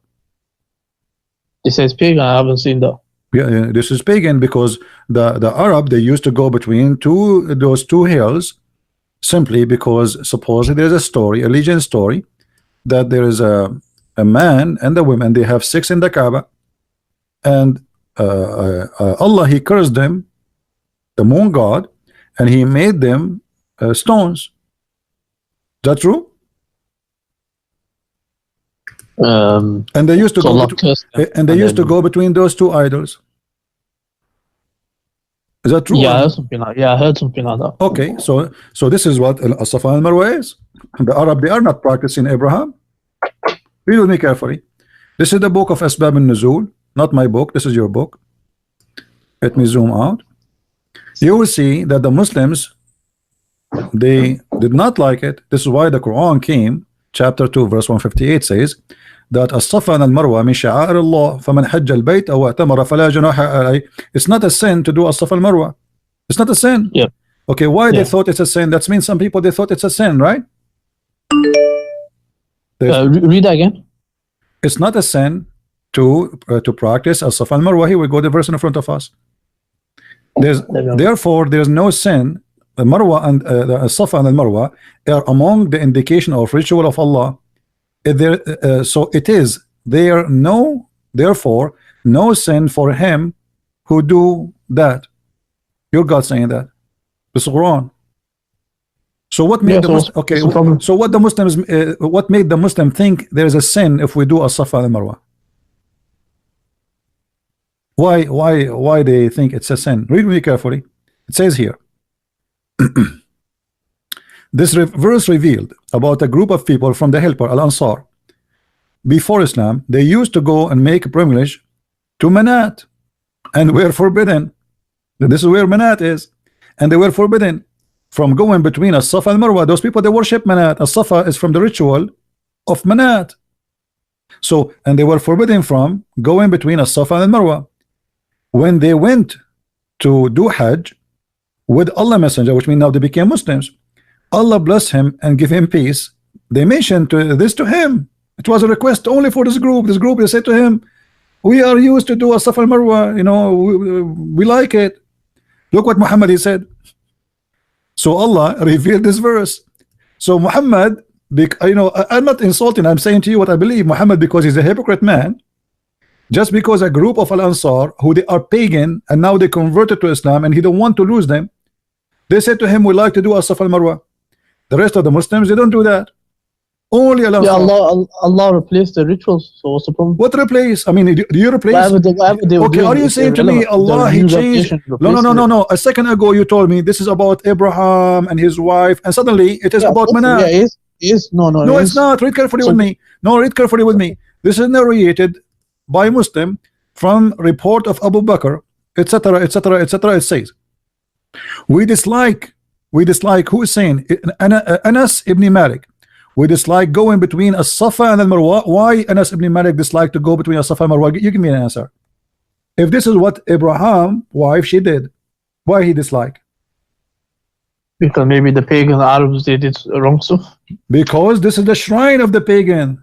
This is not the ritual only. This is the shrine of the pagan. It's in front of you. It says because they were the shrines of Quraysh in the pre-Islamic period. No. How does that affect Islam in any way? That's the question I'm asking. It's very easy to explain it. Muhammad, because if he is a true prophet, he will not accept under any condition to take a pagan shrine to be part of his shrine.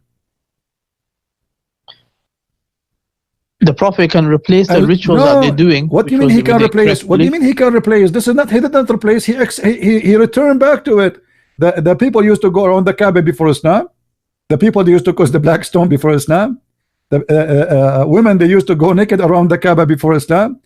Men, they put a sheet around themselves and they replace their clothes before Islam. This is exactly used to do. They shave their head before Islam, and they slaughter before Islam, and they cut the hand before Islam for a thief. And now Muhammad, just because Al-Ansar, they said to him, this is a shrine of us, we like it. Muhammad, he says it's not saying. They must have took it from Prophet Ibrahim Islam. They must have learned. Where is Ibrahim here? Read carefully. Do you see Ibrahim in the story? It is the shrine. This is Anas ibn Malik, not me, saying we dislike going between As-Safa and Marwa because this is where the shrine of Quraysh in the pre-Islamic. And not only that, it says, read carefully. So then Allah revealed the verse, said Umar ibn Hubaysh, etc. I asked Umar, blah blah blah blah, and Safa and Marwa, and in Safa there was an idol for a man called Isaf. And on Al-Marwa, there's an idol which supposedly for a woman, her name is Naila. The people of the book claimed that those two had committed adultery in the Kaaba and has punished by Allah and turned them into two stones. Now, where is Abraham in the story? Obviously, the Arab, they are worshiping those things. They have idols, they worship them, they practice them, and they are part of their religion. And Muhammad, just because he don't want to lose those people who they are Al-Ansar, They like it, they practice it. So you know what? Let us do it. Ibrahim Islam is in the Quran, so he basically him and the My son they friend, built it. where is So it's Abraham in the obviously Quran? there's Where some is in the rituals Quran? Where in the that- Quran it says As-Safa and Al-Marwa is from Abraham? Can you show me?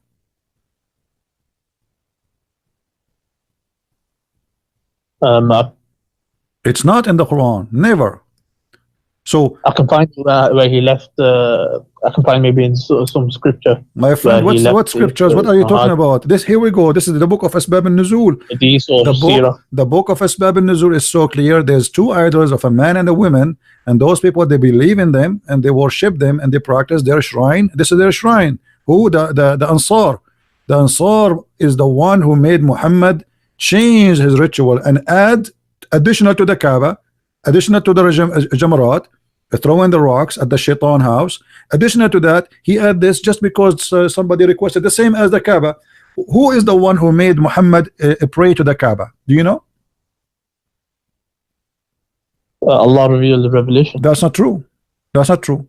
It was Umar. What? Umar, he said, my Lord agreed with me in three things.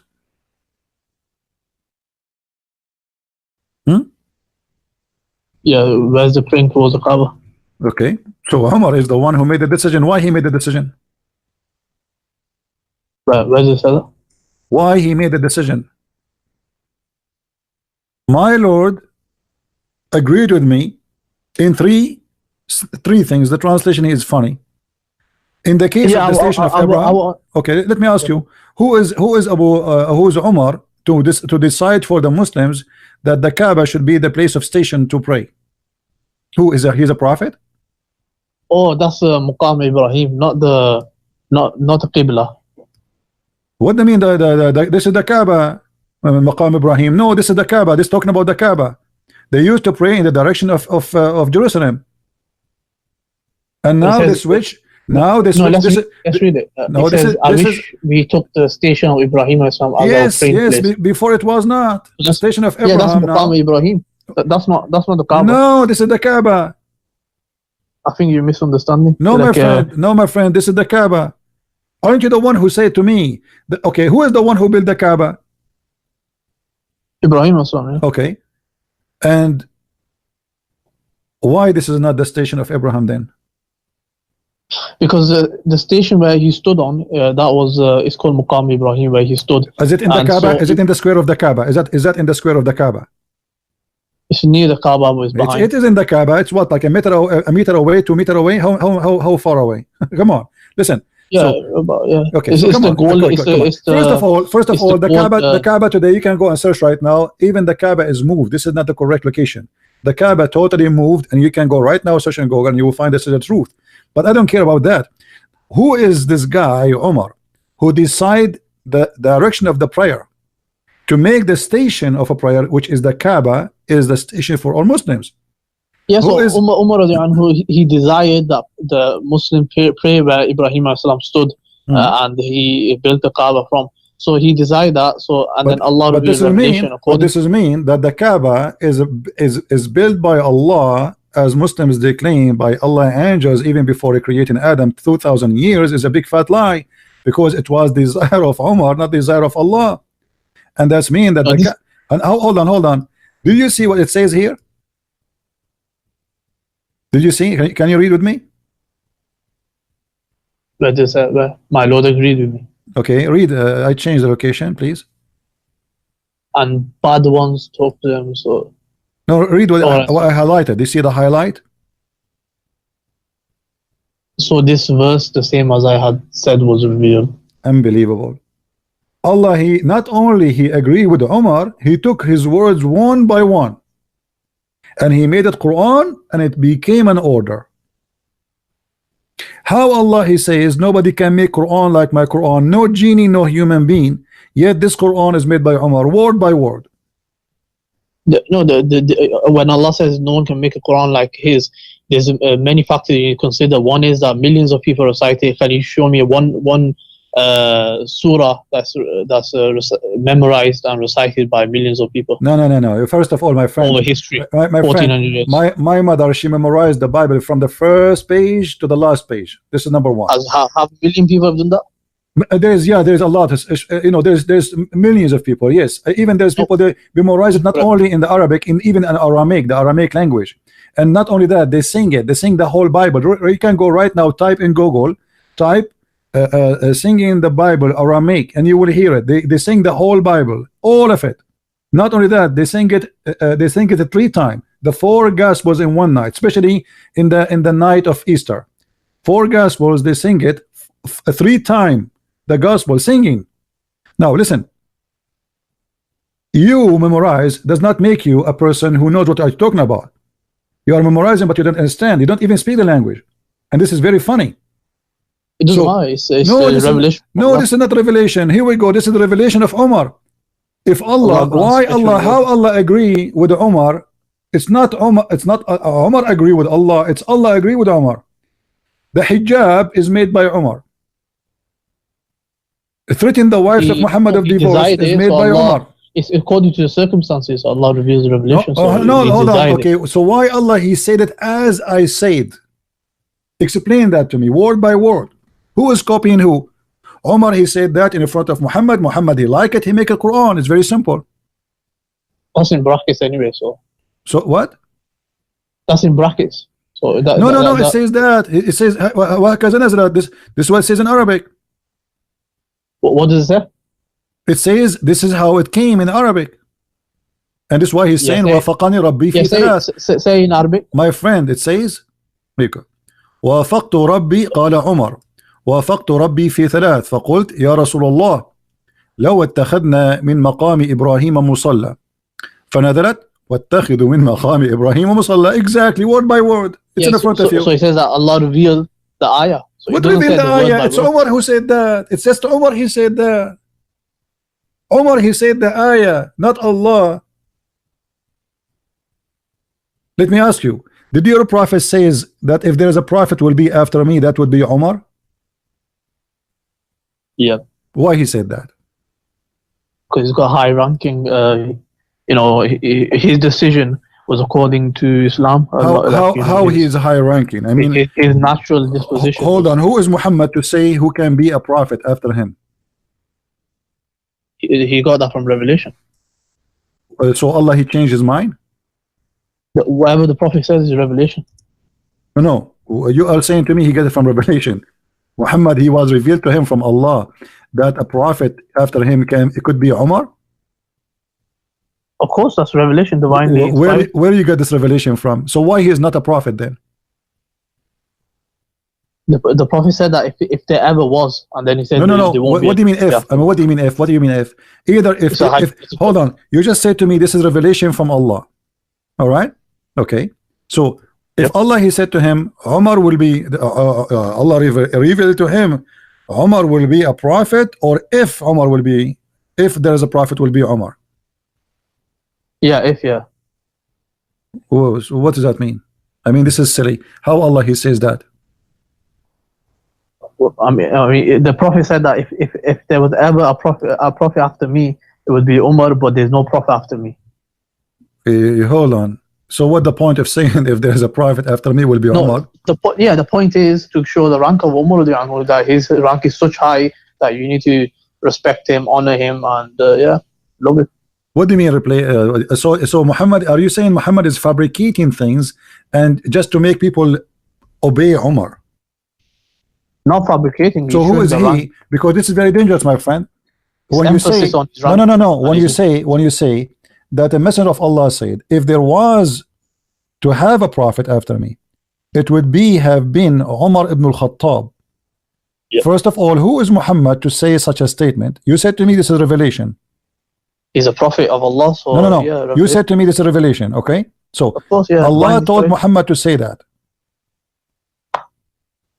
Does that mean that Muhammad here announced that Umar ibn al-Khattab is a prophet going to be after me? No, because the prophet in the same sentence said there is no prophet after me. Where? So that clarifies. Hold on. Where? Here we go. The hadith in front of me doesn't say that. Doesn't say that he said that there is no prophet after me. I'll find it for you one minute. Okay. There was a prophet after me. I know there's a hadith that says there's no prophet after me. so Muhammad, when he say if there is a prophet to be, is going to be Umar, obviously because he is copying it from Umar. Umar, he got him busted. Umar, he says something, Muhammad, he take it, he put it in the Quran, and Umar, he says, my Lord, agree with me in 3 things. Now Muhammad, when I explain why he is, or his God, agreeing with Umar, so he come with this, he said, if there is a messenger to be after me, that it be Umar, because obviously he's prophesying. It's not Muhammad the prophet. Already he's a prophet.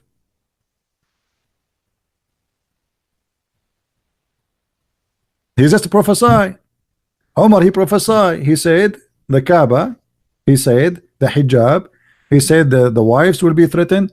He prophesy, and Allah, he took his words and he make it Quran. So Muhammad here, Yeah, Allah reveals revelation according to the circumstance. So simple as what that. circumstances? I mean, what is point of this? I There's a circumstance that reason he decided. Hold on. So Allah reveals Who is according more to- important in Islam, Uthman ibn Affan or Umar? Umar radiallahu anhu. Why? Got higher ranking. That's not Because of true. his That's not true. actions. Isn't it your prophet was showing his legs, and then he did not cover himself unless until Uthman he came? Yeah, that's because of modesty and What? No. that's a different. No, he he's says- got different He ranking. said He's that still on a high rank. as well. no. He said that the angels are shy when they see Uthman. Yeah. Okay, the angels are not shy when they see Umar. So who is the best between those people then, according to your prophet? If the angels are shy when they see Uthman, who is the one the angels they respect more? I mean, come on, be honest. From the narrations, we know that because the Prophet gave an order, and in a certain order, he said Abu Bakr fil Jannah, Umar fil Jannah, Uthman fil Jannah, and then Ali fil Jannah, and stuff like that. So Abu Bakr is higher then, according to you. Yeah, of course. Okay, so why Abu There's Bakr will not be? narrations to prove So that. why Abu Bakr will not be a prophet? Why he did not say if Abu Bakr is first? Why he did not say if there is a prophet to be after me will be Abu Bakr? The answer is very simple. Because Umar was copying, Muhammad was copying from Umar. And here let me ask you about this hadith, as long as we mention it. Why Muhammad is showing his legs and he is not modest, sitting in front of his men almost naked? And when Uthman he entered, this is the lower part of the leg, so this is like below the knee. what do you mean? I mean, obviously, it won't be showing the knee because it's haram to show the knee. It's haram to show the knee? Yeah, it's haram to show from the belly, from the navel to the knee. No, it says here, كاشفا عن فخذيه. You know what فخذيه mean? His thigh is the thigh of his legs. Do you see it? It's in front of you. عن فخذيه. Let me Yeah, highlight. what does scholars say about that? You don't ask me about the scars. Your scars are not scars, they are potatoes. So Muhammad was showing the thigh of his legs almost, and there's no panty at that time. So Muhammad is showing his legs all the way up, almost naked. Umar he entered, he did not fix his clothes. Abu Bakr he entered, he did not fix his clothes. When Uthman he entered, he covered himself. What's the English translation there? Let me see, I don't know. Okay. Allah Messenger was laying in the bed in my apartment, and his thigh uncovered. Do you see it?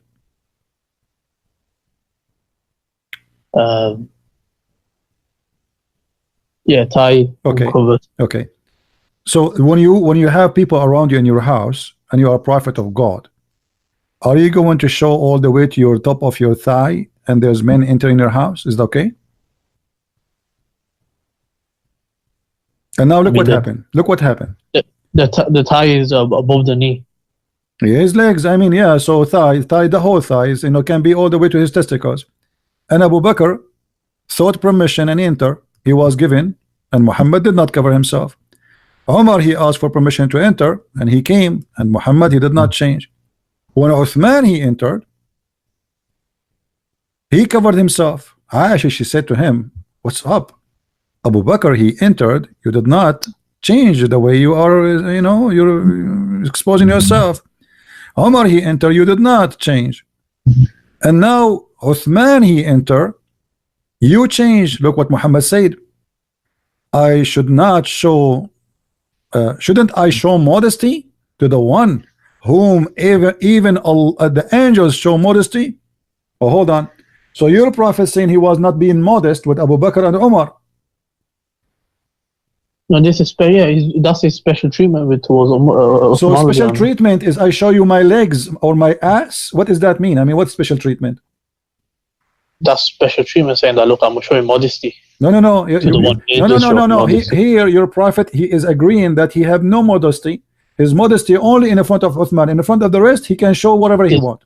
There's different levels of modesty. So this is like extra. So he's doing. So. What extra? What extra? My friend, he just said that. He said, shouldn't I show modesty? So which means he was not showing modesty. So now he is showing modesty because Uthman entered. So Uthman obviously is higher from Abu Bakr, higher from Umar, and you know, he is the one, even he collect the Quran after that. The reason here, the reason Muhammad, he fix his clothes, because Muhammad, he take his money for a long time from Uthman. Uthman, the biggest donator, the rich man. So Uthman, the rich man, he entered the house. Muhammad, he changed the way he sat, because this is an investor. So now we will not sit as we sit usually, showing our ass. Now here, let us ask you, the angels are shy from Uthman. Why?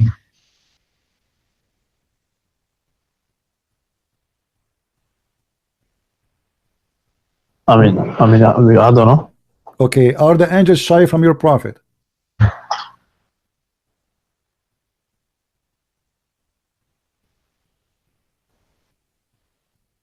I've got no idea. What do you mean you got an idea? Obviously not, because Muhammad is showing his legs in front of foreign people, and yet he is saying, now I will do modesty. So the angels are not shy from Muhammad when he is showing his legs. The angels are shy from Uthman. Who is Uthman? Why the angels are showing? But how do you know the angels are even there in the first place? Why? No, your prophet, he just said that. He said, shouldn't I be modest from a guy? The angels are shy from him. So that's general. It's not saying that the angels are there and having modesty. He's saying that no, he's saying ألا تستحي. You see, you are reading translation, my friend. ألا أستحي من رجل تستحي منه الملائكة. Yeah. Okay, shouldn't be ashamed from a man? The angels will be ashamed of being him. Will be like in trouble because he show up. Yeah, so he's not saying that angels are there and having modesty. He's saying that the angels do have it. What the angels have there? Oh, hold on. Muhammad was showing almost his ass. He did not cover when Uthman when Umar when Khalid when Umar and Abu Bakr, but when Uthman he entered, he changed the way. And why? Because don't you wear shorts? Don't you wear shorts? Do what? Don't you wear shorts? Shorts. What in short? The summer, don't you wear shorts? There's no short at that time. There's no short. People don't even wear underwear. No, people wear undergarments. No, your prophet, your prophet, he used even to dry his hand in the wall. Of course, them times that's what they did. Oh, no, why? He have people, they have a clothes at that time. Why he dry his house? They didn't have tissue. They didn't have all this stuff. So. No, they have a fabric. They have fabric. Don't they have? They have a clothes. Don't they have a fabric to dry? Yeah, it costs a lot of money. So when you have sex and you do etc. or you do ablution, you dry your hands in the wall. What we will have in the wall? Picasso painting? No, you wash your hands and then you dry it. You dry it where? On the wall. They did that in the past. But Muhammad, he touched the ground first. He touched the ground and then he touched the wall. Yeah, so he put it on the soil. But the ground is not a tile. The ground is dirt. You know, the houses in the time of Muhammad, they are dirt. This is the house, a desert house. So when you touch, if your hands is wet and you touch the dirt and then you dry your hand in the wall, what happened to your wall? Nothing. It just gets very muddy. Let me ask you, what do you think about somebody having lice? Lice? It depends where you live in. Of course, you do that, you will have lice. What is the reason of lice? To have lice?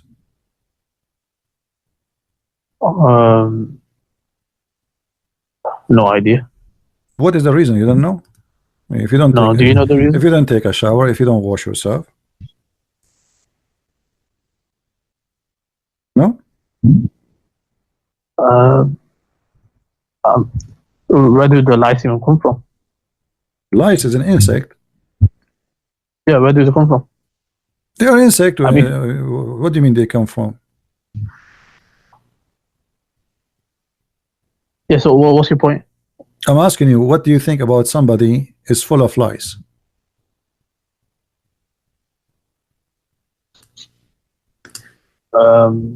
Like you said, maybe they never, maybe the cleanliness wasn't, depending where they're living, the cleanliness wasn't, perfect. No, is it because of dirt? Is it because you are not taking a shower, you are not washing yourself?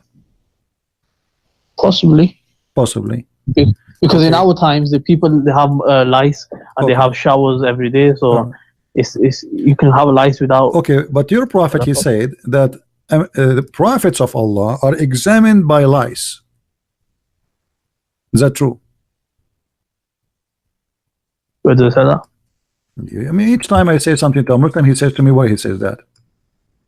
It's good to look at it. Okay, I will try to find it for you, but I'm just asking you now. Is that true? That God, he examined his prophets by lies. Yeah, personally, I haven't read it, but if that happens, it's a minor point. It's not a major point. What a major point? How he examined you by lies?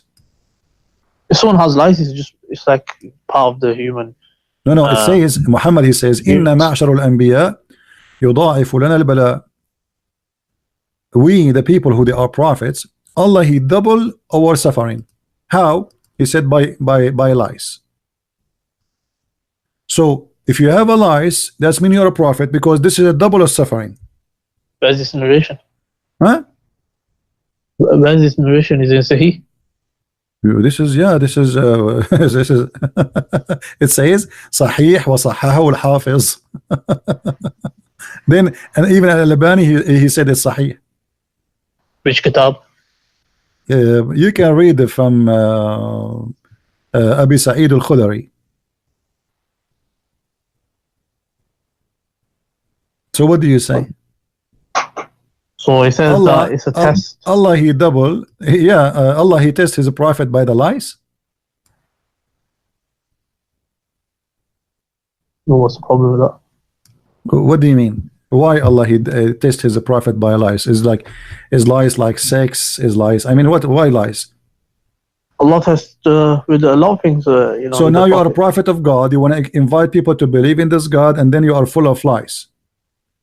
And this is supposedly a test from God. What that will do? I mean, what that will do to you? What is the benefit? You can be tested with lies in one day, and that's it. What? How do you know? You said he's full of lies. But how do you know? Like, every day he had lies. How Allah is testing me by lies? I'm trying to understand from you how Allah is testing me by making lies attacking me. What is that? I haven't read that narration anywhere before. Okay, can we call the lies names? Can we say we condemn the lies? Can we say damn you lies? Can we say that? No, I don't know. Your prophet, he said, don't curse the lies. Why? I'm trying to find it in English. I cannot find anything in English. Why we cannot curse the lies? Do you know? No. According to your prophet, because the lies, they keep us, we cannot sleep if we have lies, so they keep us awake. Is that true? Yeah, they do keep us awake. So now the lies are blessed animals. Why? Because they suck our blood and they keep us away. We cannot sleep. We have to keep itching. I don't know. I haven't heard anything about the lice ever before. Read carefully with me. Anas ibn Malik, this is your Muslim translation, reported that a man, he cursed fleas in the presence of the Prophet. May Allah bless him and grant him peace. The Prophet, may Allah bless him and grant him peace, he said, don't curse them. A flea woke up a prophet for a prayer. Is that for real? Yeah, of course you shouldn't be cursing anything. It's No. He didn't Allah's say creation, isn't it? no. You curse all, Muslims. You curse everything. You curse the Christians. You curse Jews. You curse the Hindus. You curse everything. Even you curse your children. No. We personally do not do that. No, you do that. No, you do that. No, you do that. No, you do that. No, you do that. I can show you tons of prayer. Allahumma la'an, Allahumma la'an, Allahumma la'an. All your prayer is a cursing. Don't change the topic. Now, why if a lice, she woke up a prophet to pray? Who is this prophet?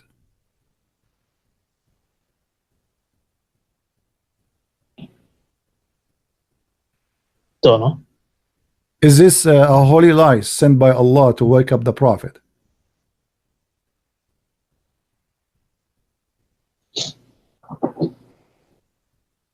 It's just probably a normal fly. Okay, so why this lice she woke up this prophet? And now because she woke up a prophet, we cannot curse the lice? So we can curse all the other animals, but the lice, no. We shouldn't curse anything. Your prophet, he says even kill the lizard, kill the dogs. What are you talking about? You killed them not only. The scholar said there was you're a prophet, he said the enemy of Allah is the mice. The mice is the enemy of Allah.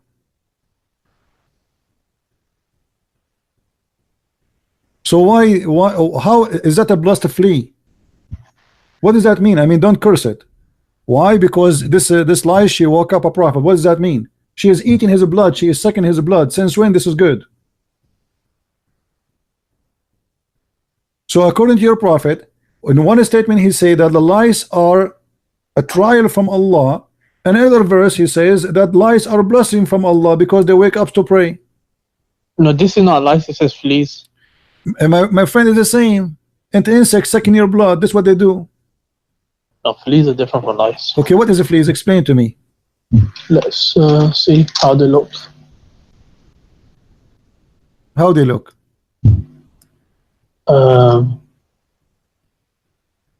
Yeah, they're kind of same. Look how beautiful they are. So according to your prophet, those are beautiful and don't curse them.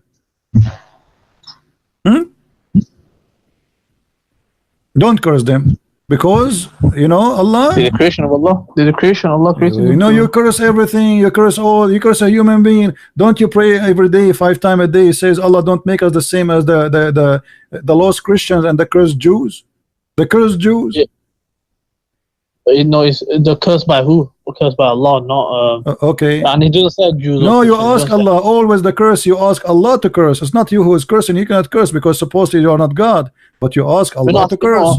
No, you're not translating it properly. Okay, let me ask you. If a woman she take hair from her face, who is the one who's going to curse her? Allah or you? If a woman what? If a woman she take hair from her face. Yes, it's Allah that. Why?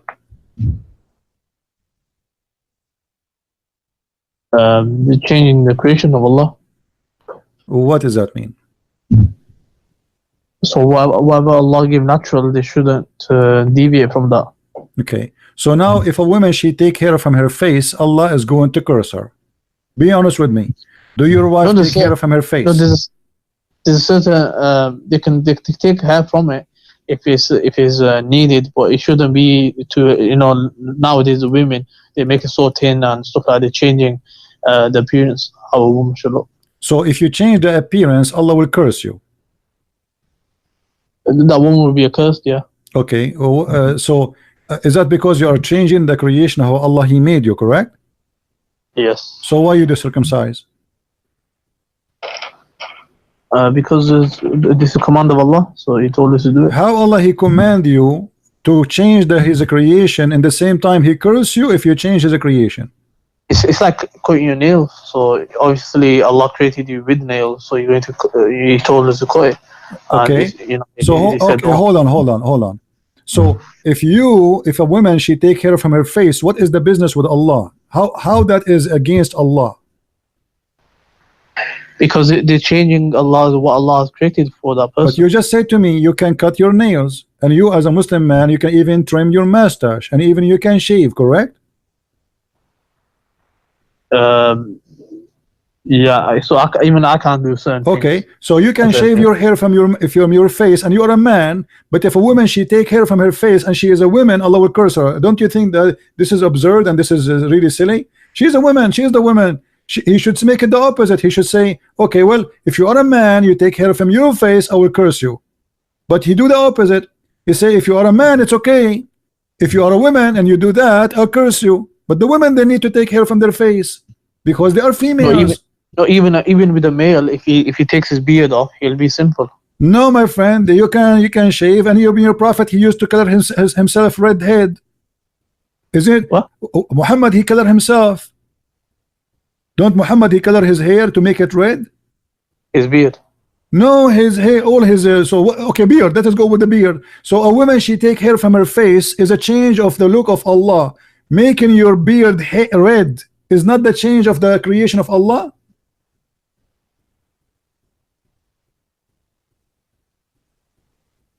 So he was allowed to. There's certain things in Islam. What do you mean he's allowed? What do you mean he's allowed? No, he is not allowed. Where he's allowed? Either you are forbidden from changing the way Allah He made you, and that goes for everybody, or you don't make it. As you see here now, Muhammad he changed his hair, and now the Muslims they follow. So now all the Muslims are allowed to change the color of their hair. But if a woman she take hair from her face, she is changing the way Allah He made her.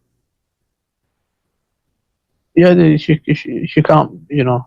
Okay, why? Okay, why? I mean, my friend, listen to me. The Muslim women, Muhammad, he told them to shave their vagina. Is that correct? So he told even a male, female to listen. shave Was your prophet doing a nawra? Also Nora. Waxing. Waxing.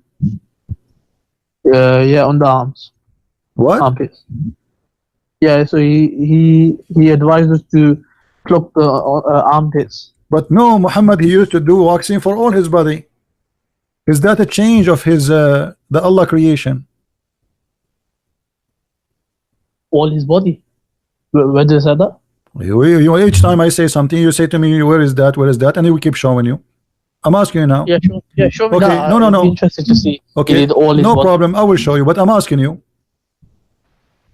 What's if that? you take hair only from one place, you agree that your prophet, according to you, he take hair from where? Pubic hair. Is that to change the way Allah he created you?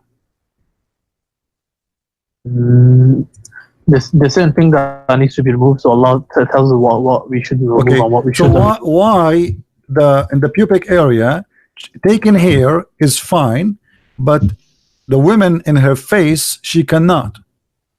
She can. She can take. If it's too bushy, she can. What do you mean too bushy? It says here, Allah he cursed those who pluck hair from their faces.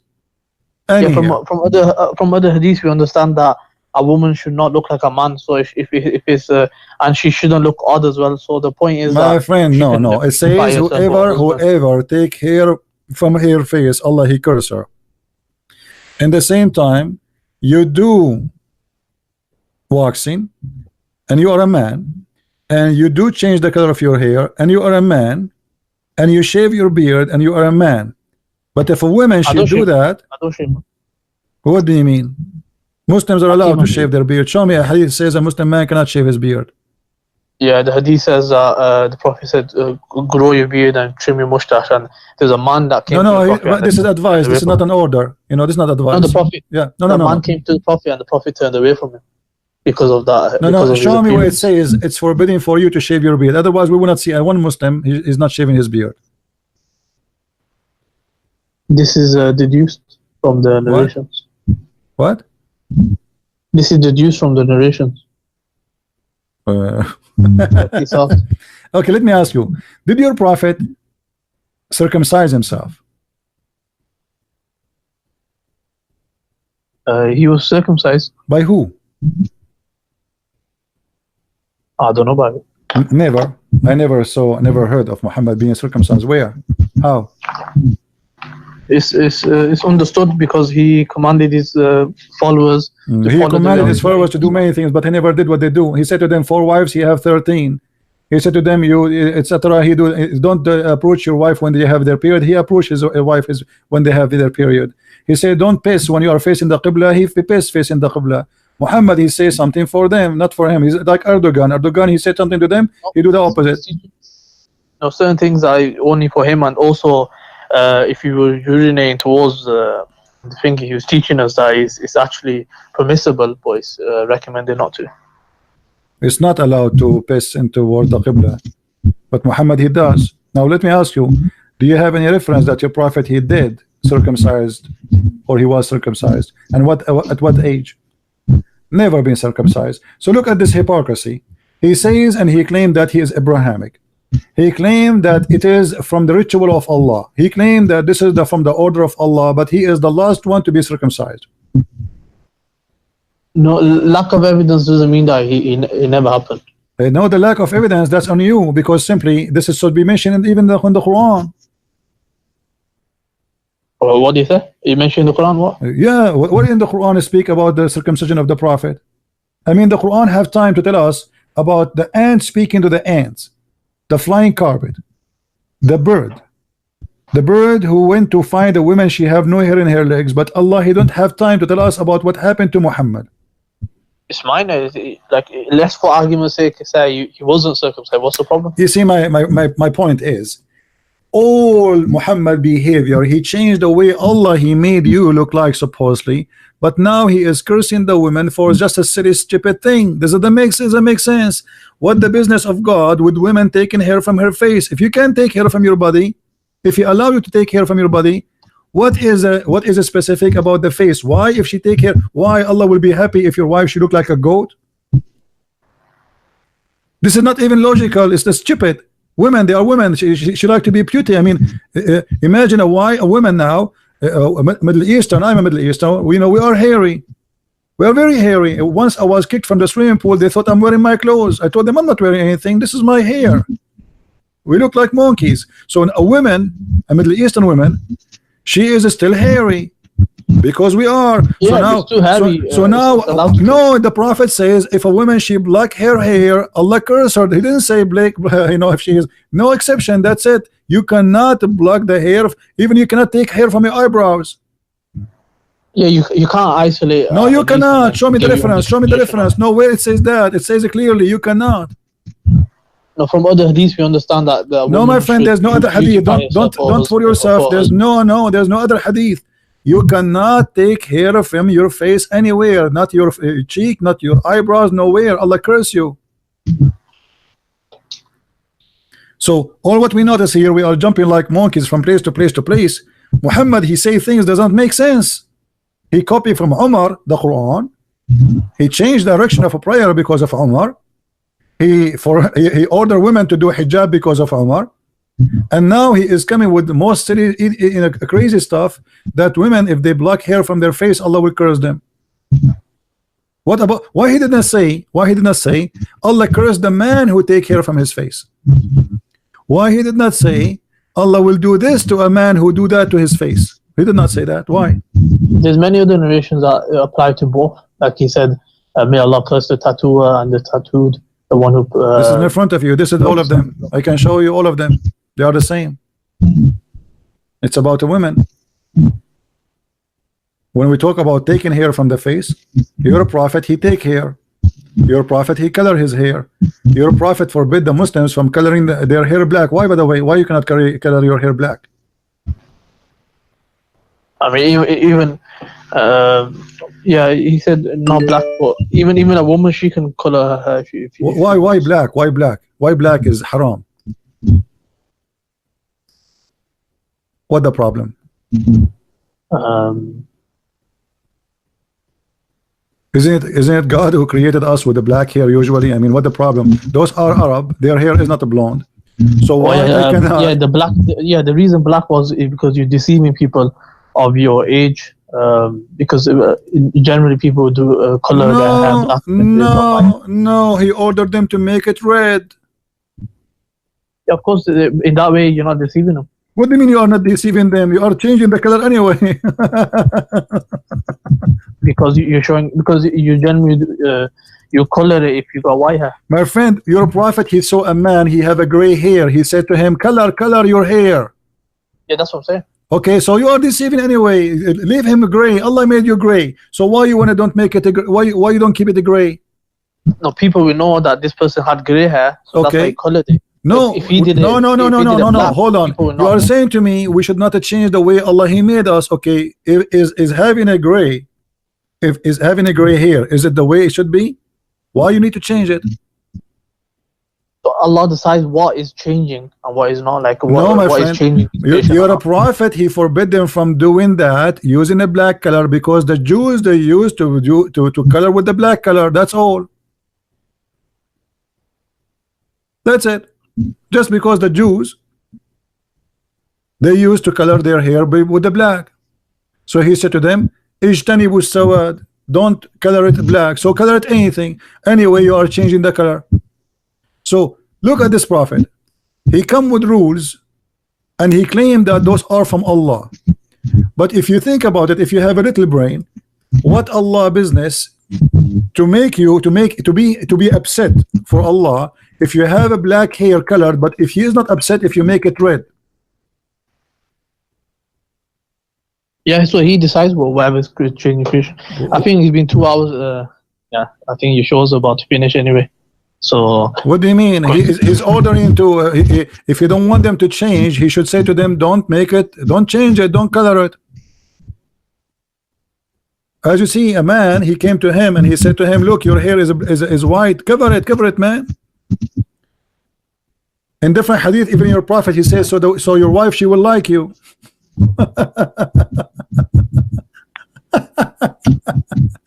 Anyway, my friend, thank you for calling, and say hello to your sheikh. Maybe he can call us sometime if you have time. All right.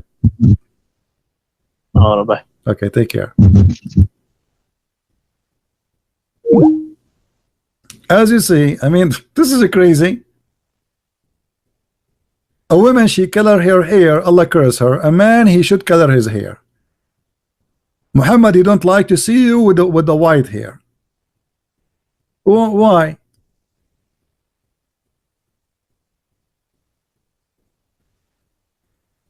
This guy, Muhammad, he come with the most crazy stuff. What this is about?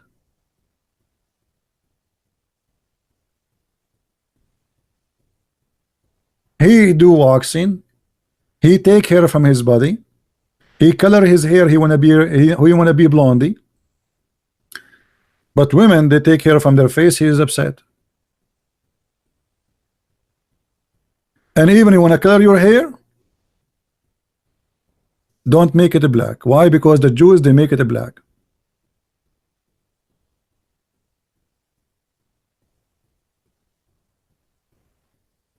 Muhammad always, he avoid getting busted by the Jews. The Jews are a problem for him.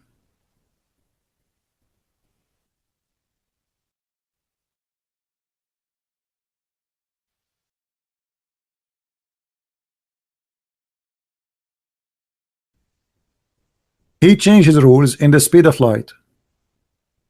And always he feel guilty because everybody knows that he is a thief and he is stealing from the Jews and others, from the Christians, from the Sabian. The Messenger of Allah used to stand up for a funeral, enter the corpse was placed in the grave. A learned Jew once passed by him and said, this is how we do it. What the Jew, he said, this is how we do it. Okay, the Jew, he said, this is how we do it. What Muhammad respond?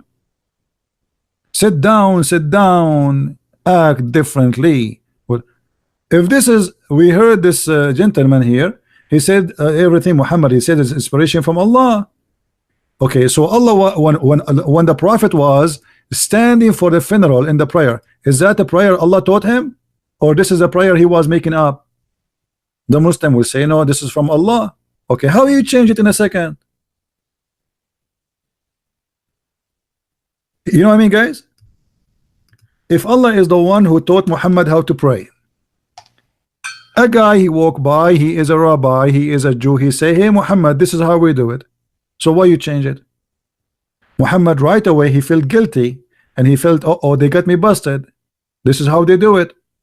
And now people, they will say he copied the Jews. And maybe even the rabbi, maybe he's laughing, maybe he's making fun of him, maybe he's saying this is how we do it, but this is not how they do it. So Muhammad immediately he changed the way to pray, and this is proving to us that Muhammad is not from God. Like, he did not wait a day or 2 days after that, and then Jibril came to him and he say, Muhammad, don't pray like this anymore, because this is how they do it.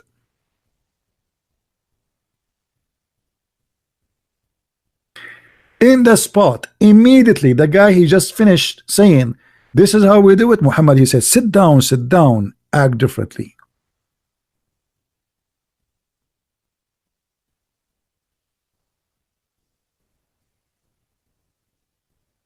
If Muhammad a prophet of God, he says, so what? This is how they do it.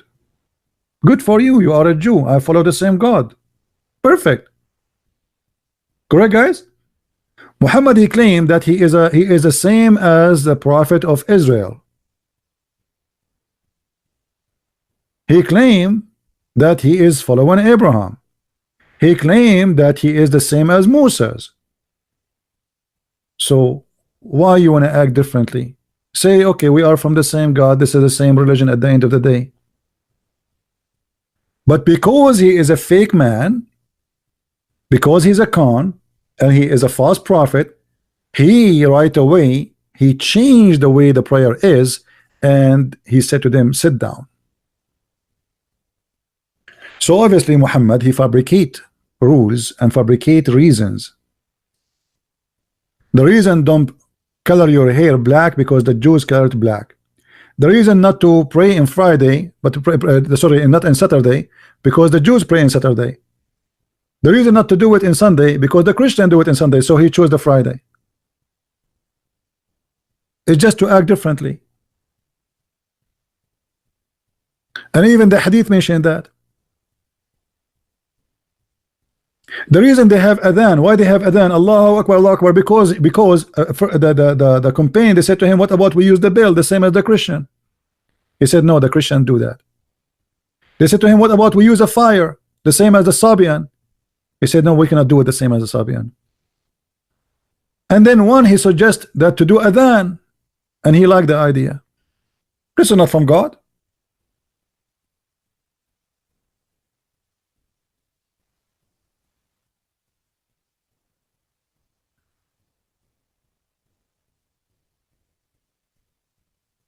If my God, he said to me, this is how you pray, you don't change it because somebody says this is how we do it.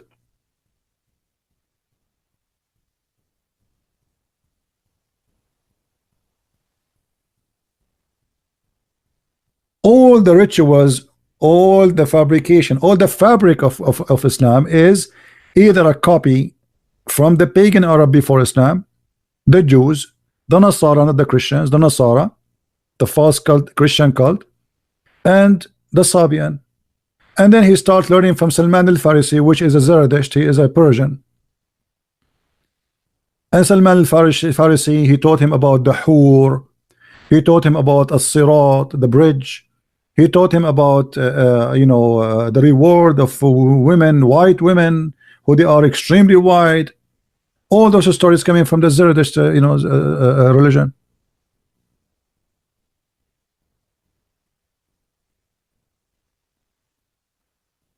If this is not enough to prove that Muhammad is a false prophet, what is enough?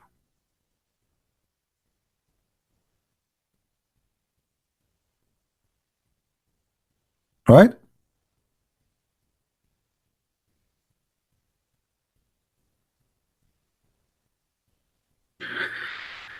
Anyway, I think we have enough for today, and I hope the Muslims, they will listen carefully. Feel free to download the video. My videos don't stay long, especially the ones I prefer to take them down because I want them to spread around. So if you like our videos, please download them, share them in your channel, have fun with them, do whatever you wish, but don't claim that they are yours. Which means don't claim that you are a Christian Prince. My friends, the Lord the Messiah, he said, from their fruits you shall know them. And the Bible speak that those who follow the devil, they speak foolishness. Wisdom is from the wise Lord, and there's no wisdom in God cursing a woman for taking hair from her face. God, he created women to be a woman, to be a female, and then he says, I'm going to curse you for taking hair from your face. And then he says the man, he can take hair from his face. Is it okay? It's a right for a man to do circumcision, which is a change in the creation of Allah supposedly, but a woman, she cannot take hair from her face.